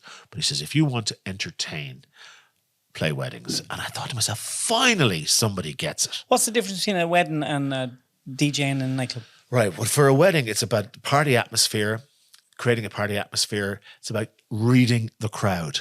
If you're in a nightclub, it's a foregone conclusion that there's a particular type of music in a nightclub, right? But in a wedding, it can change at any given moment. You've got to walk into a room with no playlist and look around you and decide what's going to keep the dance floor busy. I heard from a very reliable source that you are the best wedding DJ in the country. Oh my God, that's really nice. Well, I yeah, but it's got who? Actually, my brother-in-law Really? played at his sister's wedding. Don't ask me who it was because Yeah. I don't know her name. No, that's it. In all the gigs I've done, I've never seen them lose the floor at a wedding, no matter what crowd. Like, you were really good to get. You know, when a lot of weddings, that part of the night is, you know, no one wants to get up. It's that kind of weird. Well, here's what I decided to do. Don't be snobby about the music. I mean, I will play Irish country music, and I hate it. I fucking hate Irish. Are you telling me music. you don't like Sean Cuddy? Can we go Hate around the again? Fucker, shoot the bastard. That's my brother. Right. Good fucking bread and butter music. You can't fucking be a Oh, bit Jesus. Declan Ernie. Seamus Moore. Stop the world and let me off. Derek Ryan, Kiss Me Mary, and Red Haired Mary. There's another one. You see, I know these songs because I know that sometimes I have to play them, and I'll play them and I'll smile when I play them. Yeah. Will I love them? like a Josh. No. Will I play all that sort of stuff? Absolutely. But that's the whole thing about a wedding. You read the crowd. You know what they want. Now, music from the 90s is huge now. You know, Blow Your Mind, Sandstorm, all that stuff. That's, you know, there's always a place. I'm an 80s guy, you know. But here's the other thing too. Hungry about, eyes guy. the other thing about playing music is to know when to play a song. Like if somebody comes up and asks me for a shit song, I do my best to play it. But where to play it, that's the key. And that's what experience tells you. Yeah, and because I have this thing about weddings, right? A lot of people who go to weddings, they haven't been out in a while, you know? And they want to go and have the crack. And I'd hate to think that they'd go home and say, music was shit, or I didn't. So I use my microphone. So I'd always say, good evening. Yeah, welcome. Delighted you're here. My name is Phil. I am the DJ. I want to be your friend. I don't want you to be shy. Please, if you have a favorite song you want to hear, come up and ask me, right? And I promise you I'll do my best to play it for you. I will. I promise. Don't be shy. And I made sure, like, I just was going to ask you to play a song for me there. You had me. That's it. You know, What was the first CD you ever bought? CD, Album. Not CD, sorry. Vinyl. What was the first album you bought? album. Jeez, probably. I don't know. First single. You know what a single is? Yeah? I'm not fucking that bad now. Don't ask me what my Boney first M, single was, or Boney I'd have M. to I fucking think it cover was my head in Boney shame. M. Boney M. Ma Baker, I think. Only mine was Ma Baker. mine was Quit Playing Games with Your Heart by the Oh, Backstreet for Boys. fuck's sake. Well, no, there's another song, right, that you play. I play a lot of. Yeah. You know? Quick Blame. I mean, they're huge at the moment. Yeah. Brilliant. Are you religious? No, not at all. Really? I'm spiritual, I think I am. You know, Explain. Well, there's as much of a possibility of somebody being there as there isn't. So I'm open, and I'm not Christian. Do I believe that there was a guy called Jesus Christ 2,000 years ago? Yeah, well, you know, fair play to him. He was like a preacher and whenever. Do you get those AI photographs about Jesus on your Yeah, they're Facebook awesome. feed? And they're ridiculous. Oh, I think they're awesome. My God, they're I was looking at ones ridiculous. of AI And I said, pictures who's this? of what Who's the this devil white used guy? to look like. Who's this white guy? You know? Yeah, I know. He used With the to, beard. Yeah. You know, fuck's sake. I mean, Well, why I asked that is, say, excuse me. you do the Camino. Yeah. Yeah. But that would be known as a religious sort of a... Yeah, it's a religious pilgrim, but so many people do it now for spiritual reasons. Listen, I have so much respect for people of faith. And I was never blessed with faith, right?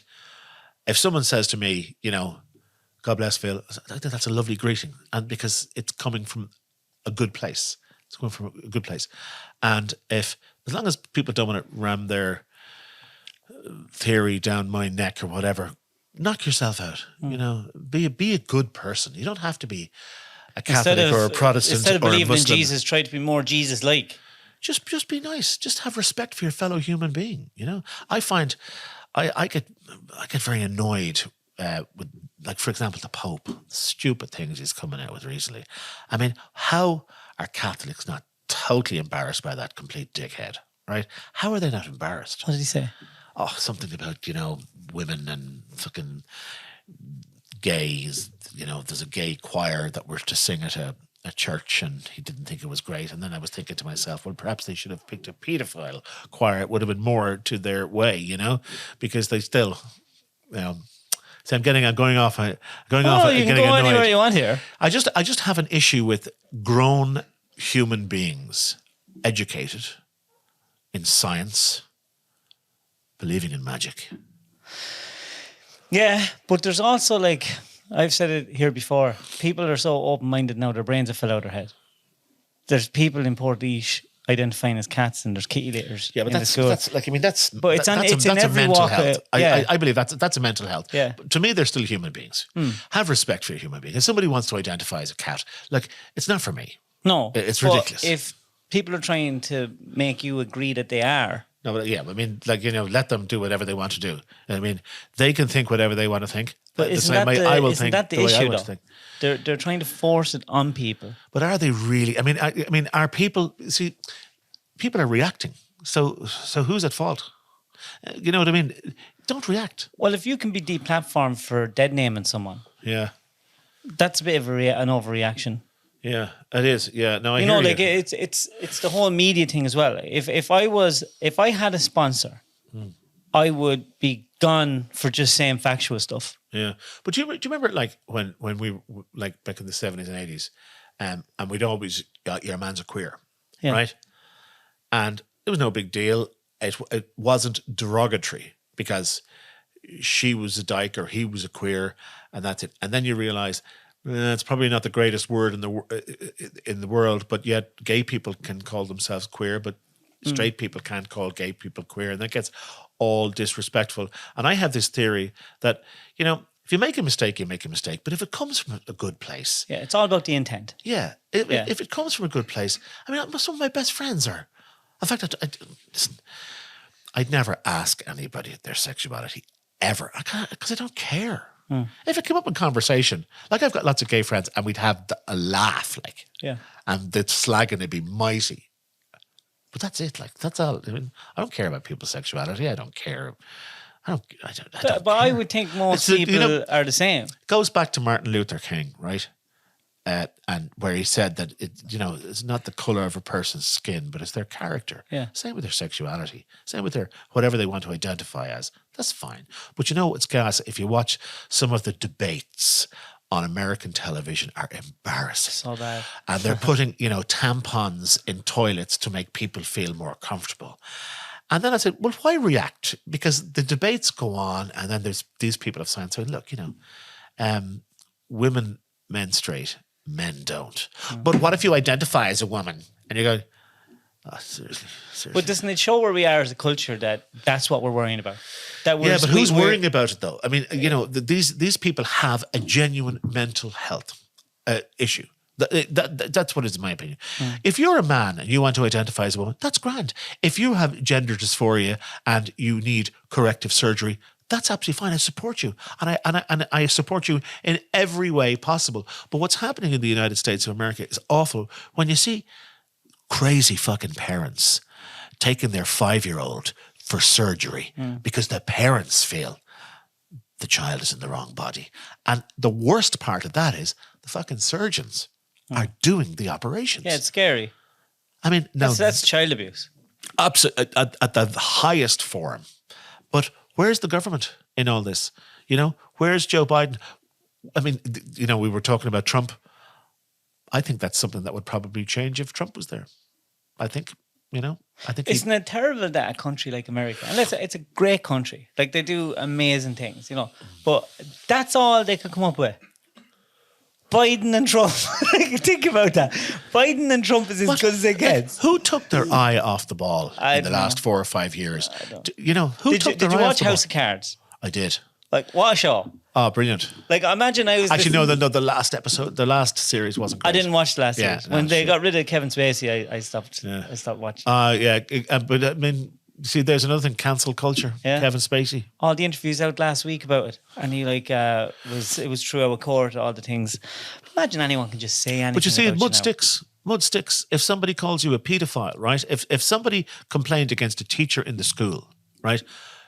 Completely innocent teacher, is fucked for the rest of his life. Fucked. What's the most trouble you got in on the radio station? Do you ever say something and then like afterwards you go, oh, fuck, I am in trouble for that? Yeah, I did an Alzheimer's joke once, you know, made this comment about it. And then Fanula Sweeney. Can I guess what one it was? I can't remember. Can I guess? See what I did there? Forget it. I said, I can't remember. Fanula Sweeney was on CNN and I'm on the air and I just said, gosh, she's a fat cow. That's it? Yeah. Oh, you got in trouble for that? Oh, big time. It was disrespectful. You know, it was awful. How much trouble? You know, boss at Phil, fuck's sake, man. And he was right, like. Much complaints? Yeah. How many? A few. I had a lot of complaints, mainly from women with weight issues. And then I had this whole emails coming in about, you know, how do you know it's not fluid retention? And you're going, no, look, hold on a sec. And I apologize for being a doofus. Did you have to apologize on air? I apologize for bad taste. It was bad taste. Because she's a very nice person. And it wasn't, I took her character. And then, listen, she probably never even knew. When she listens to your podcast, she'll know now. Well, everyone can misspeak. Yeah, I know. But but do you have to apologize? Sometimes you do have to apologize. Yeah, I think sometimes you should be accountable for a bad taste. Sometimes. Not all the time. Because I'm a big fan of Ricky Gervais, and I love when he does those debates about being offended. Yeah. And he's absolutely right. You know, there is that off button. Jimmy Carr, love Jimmy Carr. Brilliant. I think he's incredible. And it's an art form. He's an artist. I love he was talking on a podcast. I can't remember whose podcast, but he said, the joke that's going to cancel me, I've already said it. Yeah. I've it already done. And when I am cancelled, I have it all set up what I'm going to do. I'm going to go, I'm sorry. And they're going to go, oh, you don't mean it. Ah, now you're getting it. So I can say something and not mean it. It's class, isn't it? Yeah. And then he does those 2-word jokes. So good. He's great. He's actually in Wexford, I think, next week. He's touring Ireland at the moment.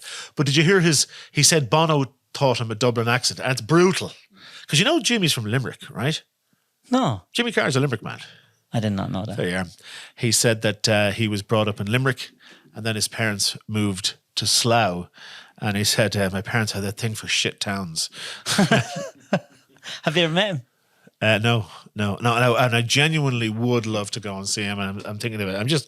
I think he's fantastic. But like, what's going on with his plastic surgery? It's mad. His hair is Jesus. I mean, his hair's all right. Is it plastic surgery or is it he's done Botox? The fucking nose. He's done the eyes. He's done everything. You know. His face doesn't move. It's just. I know. It's getting very American. Yeah. He was on with Joe Rogan, actually. Did a couple of hours with Joe Rogan. Are you good at word association? No, try me. If I have nuts on your chest, what would you say they are? Chestnuts. If I have nuts on a wall, what would you say nuts. they are? If I have nuts on your chin.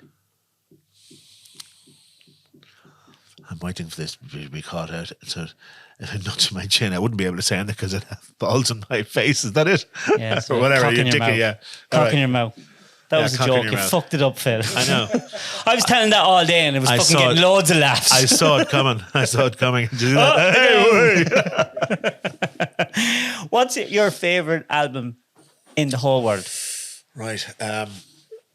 This must be the most horrible question to ask a DJ. No, is it's it? not, because, I mean, I've got really bad taste in music. You might not think that, but I've got really bad taste in music.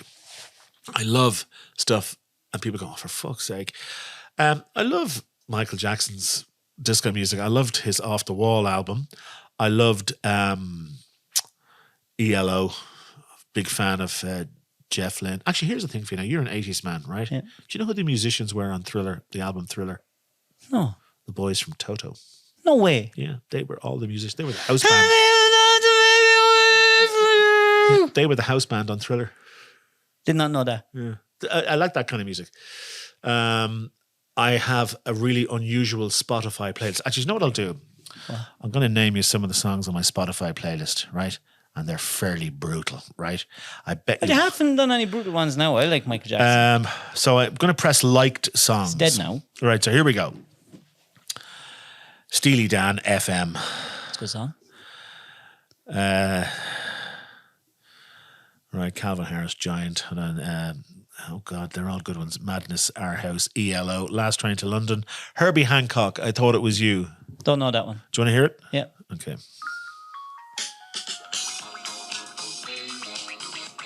Quite like a porn song, isn't it? That's exactly what my wife said. And I said, how would you know?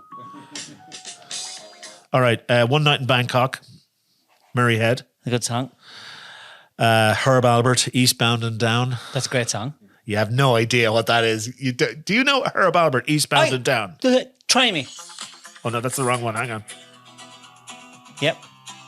Oh my God. Yep. You That's my don't brother. understand the family I come from. I'm very impressed with that You now. don't right? know the family I come from.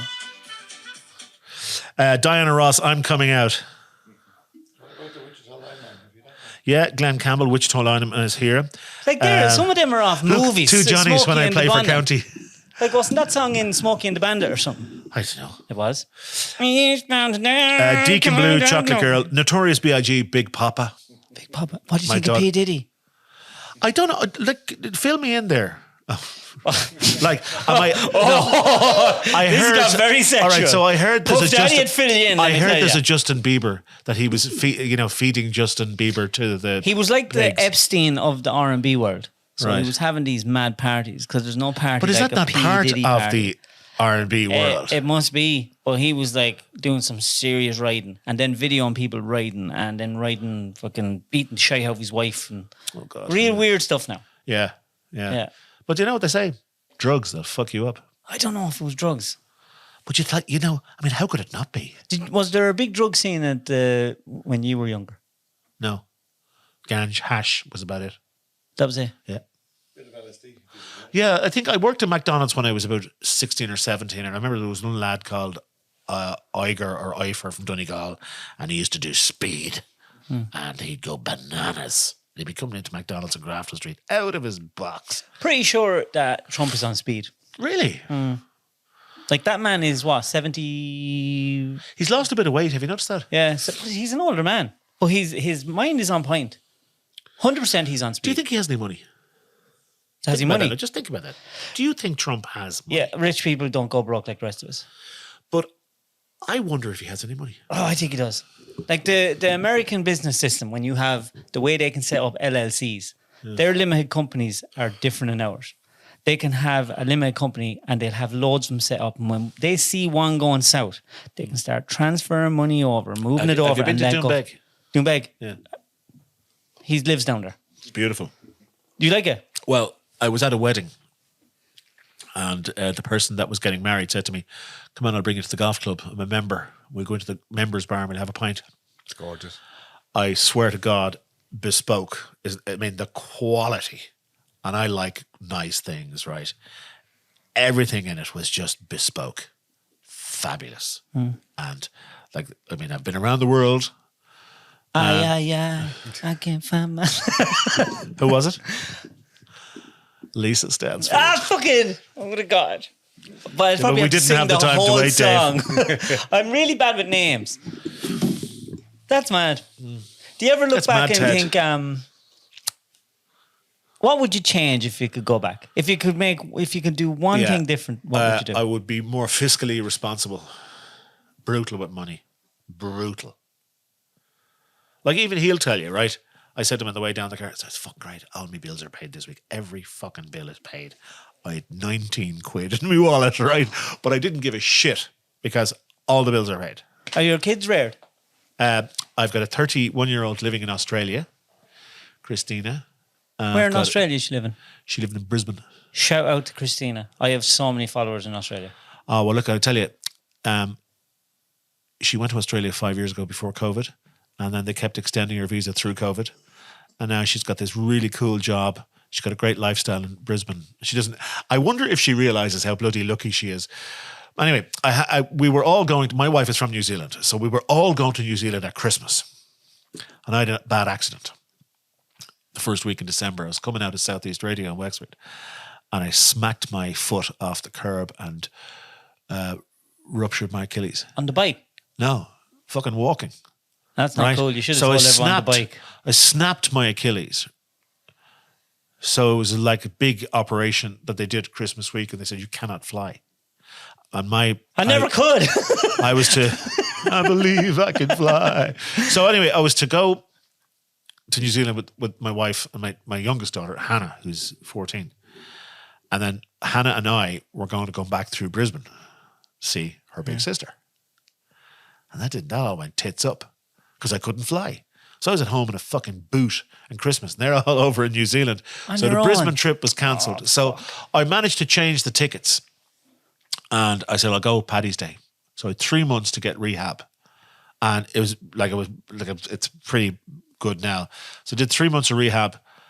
I went to Brisbane for Paddy's Day. And I said to my daughter, I said, come on, we'll go fucking walk in the Patrick's Day parade in Brisbane. And she said, Dad, nobody gives a shit about St. Patrick's Day around here. I said, what? There were thousands of Irish people. I've never seen so many Irish people in one place in my whole life. There was camogie clubs. There was hurling clubs with floats. Thousands. It was brilliant. It was fantastic. And I fucking, like a big tool, my big shamrock hat on me, get out and start walking in the parade. Oh, it was great. It was brilliant. What advice would you give a young lad thinking of going into radio? Oh, into radio? Oh, God. Your education. Stay have away. your fallback plan. There's loads of young people that want to get into radio now, right? But you've got to have a business head on you. You know, have your fallback. I mean, radio is great, but understand what it is you're getting into. Are you getting into news reading? Are you getting into sport? Are you getting into documentaries? I mean, that's fantastic. But you want to be a disc jockey? You know, you've got to hone your craft. You know, work as a disc jockey, learn how to entertain, learn how to communicate, learn how to speak. It's different now than it was when I was starting out. When I was starting out, you know, you could start off, you could get a job on radio and you could go, good afternoon and welcome to the afternoon show. It's 27 and a half minutes past the hour of 3 o'clock. And that's all you needed to do. Right? But, you know, you can't do that anymore. If I could give you your perfect life, perfect job, 10 years, what would it be? I would love to be living on the Canary Islands with a cool studio, probably half the size of this, a couple of voiceovers, you know, for commercials and things like that.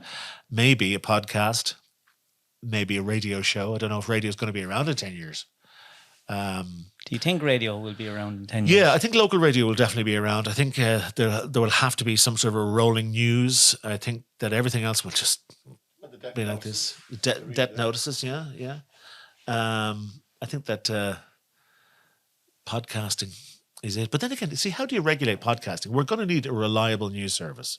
Who do we get it from? Who do we trust in media? We're supposed to be paying a license to get that, but we don't. Do you think so? Yeah, okay. I do think that. I trust. See, then again, I was going to say I trust the RTE News. I don't.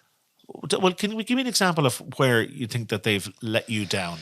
COVID is the perfect example. Yeah, okay. So there wasn't independent thinking, but everybody was, and that's a very good point. But not just RTE, all of the news but around RTE the world. We are paying them. We pay their wages. So you saying that somebody in RTE drove that? No, what I'm saying is every media station in the world that had advertisers, whether they were paid for by taxpayers or not, were following a narrative that was given to them by drug companies that control our governments because Yeah. they bring so much money Yeah, into the world. and I agree with you. I actually do agree with you. Yeah, the drug companies are. It's a bit like. Do you know what it's a bit like? It's a bit like car manufacturers driving this whole drive to electric vehicles. They're It's the very same thing. yeah, It's the very same thing. And when you put that into people, when people start realizing, oh, I can't trust them. There is no independent media source. We've looked at the US, and that's a circus for the last 10, 15 years. That's a circus. They have no media organization that you can go to. And when you have people that are going to podcasters and people on YouTube, that's a scary thing because we're not regulated. And then you're hoping that there's people an have... awful lot of mad stuff on podcasts. You know, There is. Where's the line? Where's the line? I mean, we're intelligent enough. I would assume that you and I are intelligent enough to be able to listen to any podcast, have a giggle at it. Yeah. But we're not going to listen to it and take it, verbatim and take it at its word, because that's what a lot of crazies do. It is, but we're all supposed to be able to critically think. Yeah. And when you're able to critically think, Yes. you can take that information. You go, yeah, I don't. It's like, for instance, during the week, I watched the news and I watched the debate in America, and I'm only looking at it. I don't give a fuck, but I just like to see the way it's reported because I have an interest in stuff like that. And then I look at, I'm showing how Biden was sitting down on a fake chair. But then he actually sat down on a chair. There was a chair there in the full clip. So when you see media companies that are on both sides, madness. Madness. But So do you think it's possible to have an independent thinking media company that you would trust? And how would you police that? Well, what you have to do is, like, say, I think who does the best job. And because we are where we are, Grip Media looks far right, mental, right? Because they're making it easy for him. Like, they make it so easy for him. Like, don't make it so easy. Why are they doing that? It's so upsetting for a young person now. See this guy here. What age are you, 35? 28. 28, didn't even bother voting. No. You have to leave the building now. So I got the tap on the shoulder. The interview is coming to the end. No, it's not. No, but he didn't even bother voting because he didn't know. Yeah. And it's if we can't make decisions, important decisions, if we don't know that the media is real, like if I'm even thinking that I can't trust the media, they failed. Yeah, I was listening to Niall Boylan, and was it Claire Daly from the European elections that said that they were completely let down by mainstream media. I didn't know if that was true or not, but they felt that they were just not taken seriously. Nobody's taken seriously unless you're that player. Yeah. And even the way they lie to young people and couples now, look how hard it is to pay bills. Yeah. And they're telling every young person in school now, college, you have to go to college. If you don't have a college degree, you're going to be a failure in life. That's what they're telling them. And they're doing all these courses. And you know what they have out of it? Nothing. There's no jobs to equate to these college courses. Yeah. If our government was trying to actually help their citizens... I think that's a bit extreme. No. I think it's a little bit extreme because, I mean, college education is good if you can achieve it. I mean, obviously... If you can achieve it. But when you're doing courses in social studies that have no jobs at the end of it. Yeah. Like nowadays, AI has got rid of maybe, I would think 20% of the college courses that are out there. They have no jobs at the end of it because of AI. Yeah. I have apps on my phone now that I do not need a photographer or an editor anymore for anything like that. Yeah. For €8 a month. There's no one working in stock exchange in America anymore. You can go onto your phone. What's the answer? Where will that end? They should. Well, like, why aren't they going into schools? If you have a career guidance teacher in school and you're in a class of 30 and you know there's about 6 guys there that are just academically struggling. Yeah. You know they're struggling. But you talk to the woodwork teacher and the metalwork teacher and go, he's on fire. He's a brilliant chap. Well, that's the way it was in the 70s and 80s. Exactly. But now, why aren't they going, do you know what? We're going to get you a job here. We have an apprenticeship got for you. And they'll be making, if they have a brain in their head by the time they're 20, they'll be making 200 grand a year. Yeah. Try and get a plumber. Oh, look at, I see the struggle for mechanics at the moment. It's the same thing again. Same thing. But they have culturally... And having said that, I was only talking to a guy, actually, that dude in our local pub, what's his name? He's 20 years old. Evan, is it? Anyway, we met this guy. He's 20 years old. He's working in our local pub, right? And he's a really cool 20-year-old, great personality and whatever. And he's got it. He's going to become an electrician. He's starting his electrician apprenticeship, and he's the whole fucking thing mapped out. And his uncle is taking him on as an apprentice, and he sees the value in being an electrician because he's kind of into it anyway. But also, he's hearing all these stories about the amount of fucking money electricians are making at the moment, more than doctors, you know, and a good trade like electronics or an electrician or whatever. I mean, if you're halfway clever, Jesus, and it's not like they demoralize people that get up every day that are genuinely the cogs of society. Yeah, when we need them. I'm still not getting it on that one because who's demoralizing people if they want to do a trade? Culturally now, if you're not in college, you're nearly failing as a parent. Really? Yeah. No, I'd never be like that. No, I mean, you wouldn't like that, but I'd love to see. That's what I see. I'd love to see. Like my daughter's 31 in Brisbane, right? And she said to me, and she was brilliant.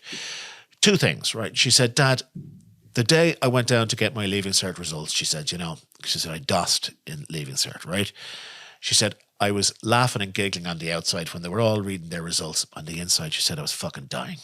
I was dying because I didn't give myself that little bit of a push to go that little bit further. Now, we're not talking Trinity degree or anything like that, but she was at that stage where I think about 5 years after doing cleaning hotel rooms and working in restaurants and doing that, she finally did a night course in Griffith College of her own volition, in her own steam, in project management, and managed to scrape an achievement that now in Australia at 31 is standing to her, and her employers are going to sponsor her. But she said to me, she said, if I just got me fucking act together and just had a bit more cop on and done that course, now not necessarily a degree course, and she didn't, and she wasted probably 5 or 6 years of her life. I'm sure we all did or whatever.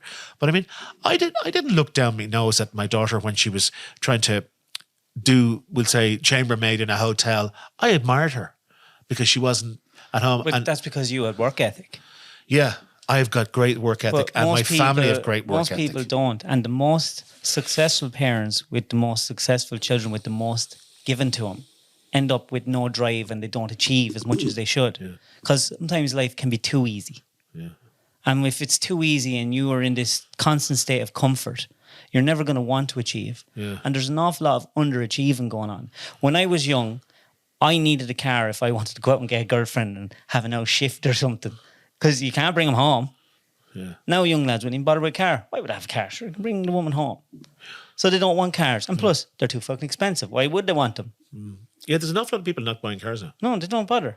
Well, especially if you live in the city. Yeah. You don't need one. And I just think I just see a lot of very depressed young lads out there, and their suicide rates are gone fucking through the roof because culture is selling them a lie. Yeah. They're thinking that life's going to be so easy when they come out of all this drifting through life and drifting through. Their parents are paying for everything. They have a little bit of hardship, and then they realize, once I have this course done, the world opens up for me. Do you know, I had a chat with my 14-year-old the other day about maths. She's struggling with maths. She's doing honours maths, right? I said, that's fucking it, Dad. She said, I'm going back to pass maths, right? And I said, well, look, if you're not able for honours maths, that's fine. But do you not think you owe it to yourself to find out? She says, what do you mean? What if we get your grind? And the person who comes into the grind finds the magic switch in your brain where you suddenly go, fuck, that's how you do it. I said, you owe it to yourself to go down that road to see. And if at the end of the grind, he says, no, pass maths is best for you, then that's fine. But you owe it to yourself to try and find that magic button. Yeah, that's kind of where I am. Yeah, and that's a great plan. But you have to also realize, from what I've seen, you used to go to college to learn to think, speak, and read, right? Critically think for yourself and learn. Now you're going to college to learn about your rights, what you're entitled to, and you get indoctrinated into a culture that means nothing. It's all fake. So we need to you basically need to set up the Dave Cuddy College of... No, this is the thing. I'm as thick as pig shy. What I'm saying is there's options for everyone, that there's different routes. Most of the people that I have on this podcast, it's crazy. Nearly all the successful people, I mean 99%, never went to college or never done something that had nothing got to do with the college at all. It's about, I may just do something. I just keep going. And they all have this, it had to get really hard before they actually done something. It's really weird. What do you think about remote working? Do you think remote working will have a good I think it was result the on worst society, or thing that they ever done. When you stop people having to go to work and deal with each other and talk to each other and culturally, get to know each other and work together, I think it was a dangerous thing to do. It was a dangerous thing to do. and you hear so many of these stories at the moment. What was it, Hubert? You were saying about keyboard. Somebody's keyboard was monitored. Recently, and he was very upset because he said he was working from home, but he was logging in and then he was going doing housework with kids while he was doing. But they were able to track his keystrokes. So from the time he logged in and he logged out for lunch and back in. Like, that's madness. That's the way things are going. So they're logging in your keystrokes. Yeah. I mean, I think if you're allowed work remotely, you're on the pig's back. Don't fuck it up.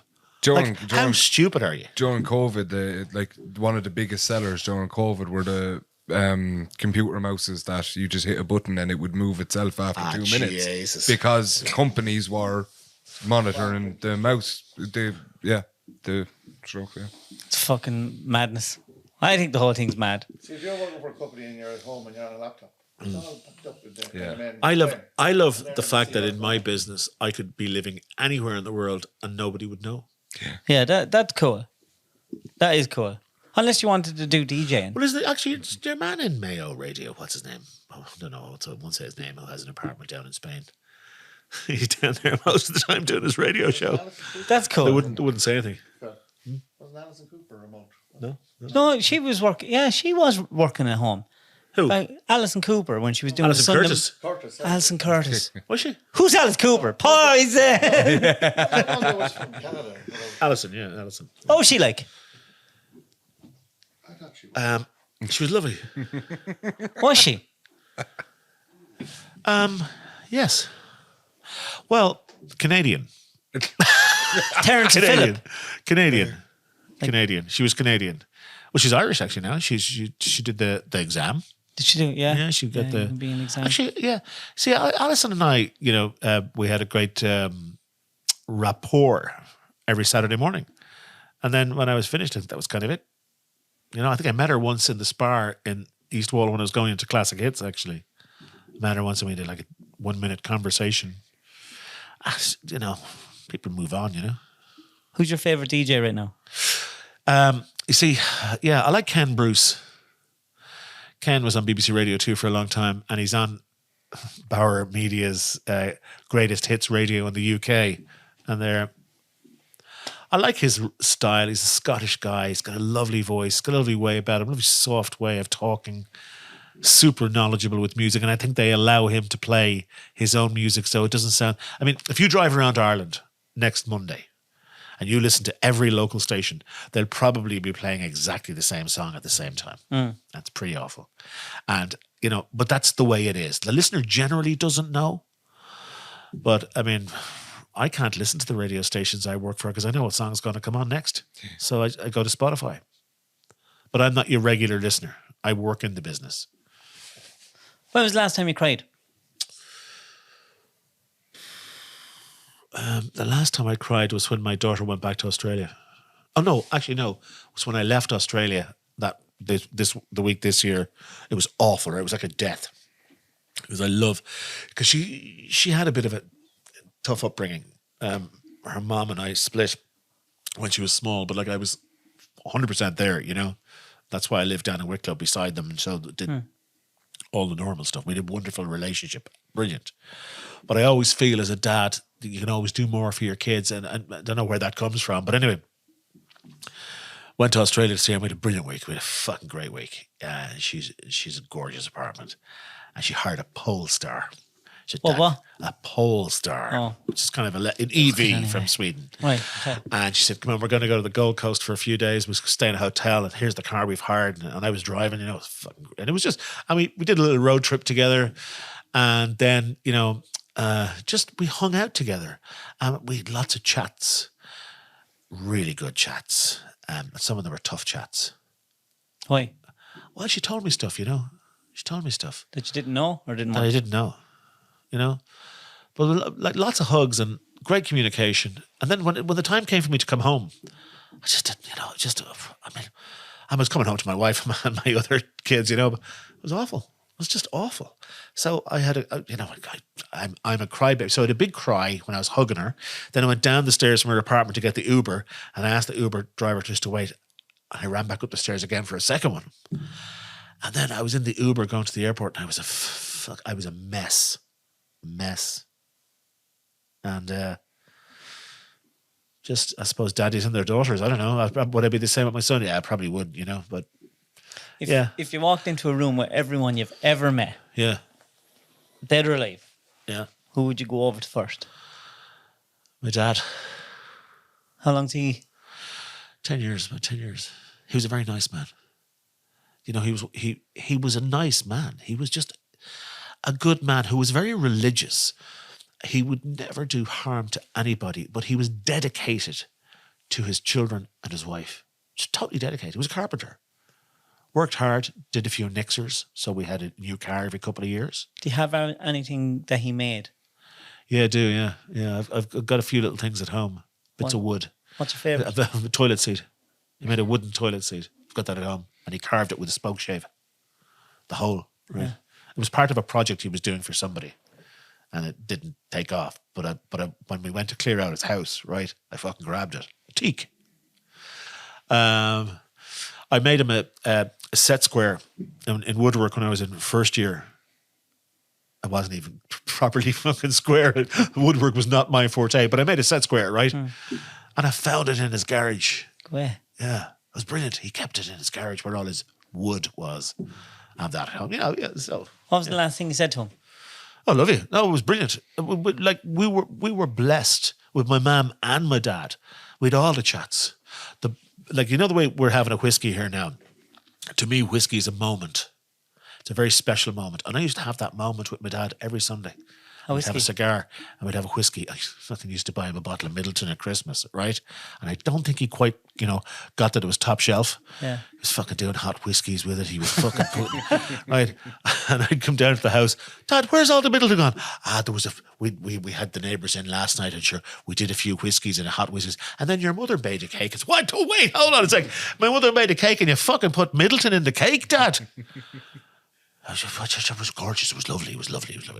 So just a genuinely nice guy, and great eye for the women. Even into his 80s, you'd be in the car with Dad, and you'd say, "Dad, what are you looking at?" And he'd say, "Oh, fair enough. Fair play to you, boy."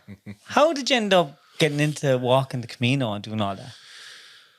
Was asked, it was about 12 years ago, and I was asked by Cree, the Cardiology Foundation in Galway, the heart charity. Because I was on Today at the time, would I be their ambassador for the walk, publicise it and go on the walk? And I did, and it was fantastic. And then... what was fantastic about it? Mindfulness. Just being on your own, or putting yourself whatever way you want. to do if you have 30 people leaving a hotel, and you follow the yellow arrows, and you have a guide up the front and a guide at the back, people walk at different paces anyway, so you end up on your own anyway. But it's just fantastic. It's just great. And then the recession hit, I think, was it 2008? 2009, and there was no money for charity, like no money. No, I mean, I remember doing charity runs in America on Harley Davidsons, and it was $7,000 a man, and you could fill it. You could get 50 people on bikes at $7,000 a man. You couldn't get 700 quid a man after 2008. So then we were a couple of years, literally, I think the year after that recession, I was on the afternoon show, and I said, "Come on, we have to do something." And I just said it on the air one day. "Come on, we'll do this for mental health. We'll do this." And I got loads of people signed up, and off we went. And then I think we give about 100 quid a man we'd elect a charity, and we'd throw a few bob at the charity. And then we've discovered all the different routes into Santiago, and like the crack is great. I'll be honest, it's a bit of a pub hop. Yeah. Is it religious? It's as religious as you want it to be. Nobody's going to judge you. We do disco night, Dr. Phil and his decks on the wheels of steel. And then we do quiz night. I'll just have the crack. And it's brilliant. And it's people from about 20 to 60 just having a laugh. What are you most proud of your whole career? What am I most proud of? suppose my kids and my wife. I mean, I love my wife. I give her an awful hard time. You know, I am aloof. I think sometimes I stress. She is the exact polar opposite to me. Okay, I'm proud of her. I probably don't tell her enough. I probably need to tell her a bit more. I'm proud of the way my children are. I'm very proud of my youngest daughter, Hannah, because she's got a great way of thinking. I suppose that's down to her man, me, right? But like we'd often be at the kitchen table and I'd pose a dilemma. And she'd be there and she'd always default to, my son Richie is the same. He has this brilliant default to the right thing. And I'm proud of that. That, who do you worry you about? say critical thinking, right? Yeah. I think that my two younger children or my three kids are critical thinkers. I think they don't that's rush the into a most decision. important thing that you could be teaching them. Yeah, I think I'm proud of that. Who would you most worry about in the future, the boy or the girl? Equally. That there's a good support structure. My son Richie is on the spectrum, and he is a wonderful guy. He's got a full-time job. He does really well. We're going on to the Canary Islands actually next month together. He's a super guy, but I worry about will he ever be fully independent? I mean, he's totally cool. Like he spent a year in London. He loves his Ryanair cheap flights, and you never know where you get a phone call from. You know, he's brilliant like that. He's great at negotiating the tube in London. He's super cool, but he's a little bit he has difficulty socializing. So he'd love a girlfriend. Yeah. It's difficult. Like he'll get the shift, but can't hold a conversation. Right, and he will talk openly about this. Right, so I do worry about him going forward, but he's got a great support structure and he's terrific at talking. But he's got a great job and they love him in his job. So I do just worry about him going forward. Like if I ever, for example, decide I'd like to live in the Canaries or I'd like to live in New Zealand, you know, where my wife is from, would he be okay? You know, that's kind of where I am. Don't think as a parent you ever stop worrying about your kids, though, do you? You don't. You absolutely don't. You absolutely don't. And it's gas, Dave, because I think you still see them as babies. You know? Did you ever? When was the last time you shit yourself? I'd say about 4 minutes ago. Is it bad? So the last time I shit myself, I think I've been fairly lucky. I've come near it a few times, you know, depending on the diet, if I've been drinking or, you know, I know the last time I shit myself, last Saturday week, I had mussels in our local hotel and they were fucking bad. And I knew there was something going on. As I went to get up off the table, right, I knew Mount Vesuvius was about to erupt. And I swear to God, I made it to the loo, the staff toilets in the hotel. And I thought I'd have to phone the fire brigade. You had to, you know, go home, put the toilet roll in the freezer. Phil, it was an absolute pleasure having you on. And thanks a million for coming. Bring back fingering. Bring back fingering. I do have more than that. I have a lot more stickers now. I'll give you a few if you want. You stick them on the back of the bike. I know you're grand. Stick it into the Volkswagen there and send it back in. They'll be delayed. The boys down at Wexford Volkswagen, you know, I leave back the ID buzz with bring back fingering on the back. They'd only love it. They'd only love it. Them boys are trying to bring back fingering for the last 20 years and just can't. Well, Kevin Riley's a Mayo man, so they probably invented Just these the Mayo same men are taking place over. thing. Yeah. Phil, thanks a million. And Thanks for the red breast. And thanks for the CD, George Michael, the double CD. you still got it? It was great. Of course, Do you like me to autograph it? Of course I do. If I had it, it's up in the attic somewhere. Come here, is this going to be on video now? Like, I mean, what's the story? Yeah, video. When is this going on air? Friday. Thank God it's Friday. I'll tag you in it. You don't, do you use Instagram much or do you like using it or what? You mean you're not following me? I do, I follow you. Right, But you my don't, Instagram. You What? don't, No, I have a job. I have a real job. yeah, I do too. Right. Well, what do I need to do to up my Instagram? You know. Well, we've upped our Instagram. Up yours. Well, I'll tell you what. How come, like, when you're doing all these weddings, you're not doing an odd? Like, look at all the wedding bands. They go, oh, look at this, look at this. Yeah. Okay. Yeah. Okay. Augie. Oi, oi, oi. I was doing this wedding near Limerick in this really nice hotel for this obnoxious fucker, right? And he was half German. Prezi. No. Niall's a nice guy. All right. Okay. All right. Tell me something I don't know. No, I was just wondering. Anyway, didn't I do a little bit of social media at his wedding? Now, I didn't put the name of the hotel. I just said, aren't the Germans wonderful dancers? And I was playing the Blue Danube by Johann Sebastian Strauss. Okay. Jeez, you pronounced that lovely. And somebody must have said it to him. So when I went to get paid, he said, I will not pay you until you remove all social media from my fucking private wedding. Was that German? I don't know if that sounded very That German. sounded pretty German, yeah. And so I said, yeah, totally, absolutely. Sorry. My fucking private wedding. Like this, I'm talking, this was a 5-second nice piece. Aren't the Germans wonderful dancers? And there's a couple just doing this. And that's it. That's fucking it. I thought, man, be careful. But that would be rare. It was a strange one. Yeah, I probably need. Yeah, you're right. So yeah, okay. You know, like, It's a little bit of advice. How much do I owe you? Just go. No, you're grand. Is that You're grand. right? I don't have to pay. Is that a for- freebie? Yeah, that's it. Yeah. Right. And like, when you're doing the radio, I'm just coming on now, texting. You've done that a few times and just coming on, but you don't do it that Enough. much. Yeah. Thanks for the advice, Dave. The chair's been on classic hits. Oh, yeah. It's getting late. Like, I see loads of people now on Feet and stuff. They have the live on TikTok going. It's live here, and that's how they're. Okay, you know what my challenge is? I think I look a bit fat at the moment, right? So my challenge in the next couple of months is to lose a couple of stone and to look better on TikTok. I mean, you know how you take the photographs when you're a fat person? Yeah. Like that, right? No chin. I'd be driving the machine, the tits would be hopping, be fucking all over the fucking but place. you're a better specimen than I am now, in But fairness, stop. you know. I'm after fucking. I'm broke up with me back. I'm after losing the hip away, and my back's fucking worse than it ever Do you was. see that now? Do you see that? Yeah. Right? That's the smallest violin in the fucking world playing for you right I can't now. hear it though. I can't hear it. No one can feel sorry for me more than I can. Thanks, Matt. They're supposed to be paying you to make me sound better, not worse. Cheers, dude. Thanks, man. Look, hey, thanks a million for coming. All right, Really no problem. appreciate it. Thank you for asking me, and I genuinely appreciate it. And next time I'm down in Wexford, I'll come on and do the show. Yeah, but what's your language? I'd never be let on. And don't bring back fingering in Wexford, right? You know? I'm bringing back fingering to the Wexicans. They Christ. buy so much Come on, stuff get out off of me. Good luck.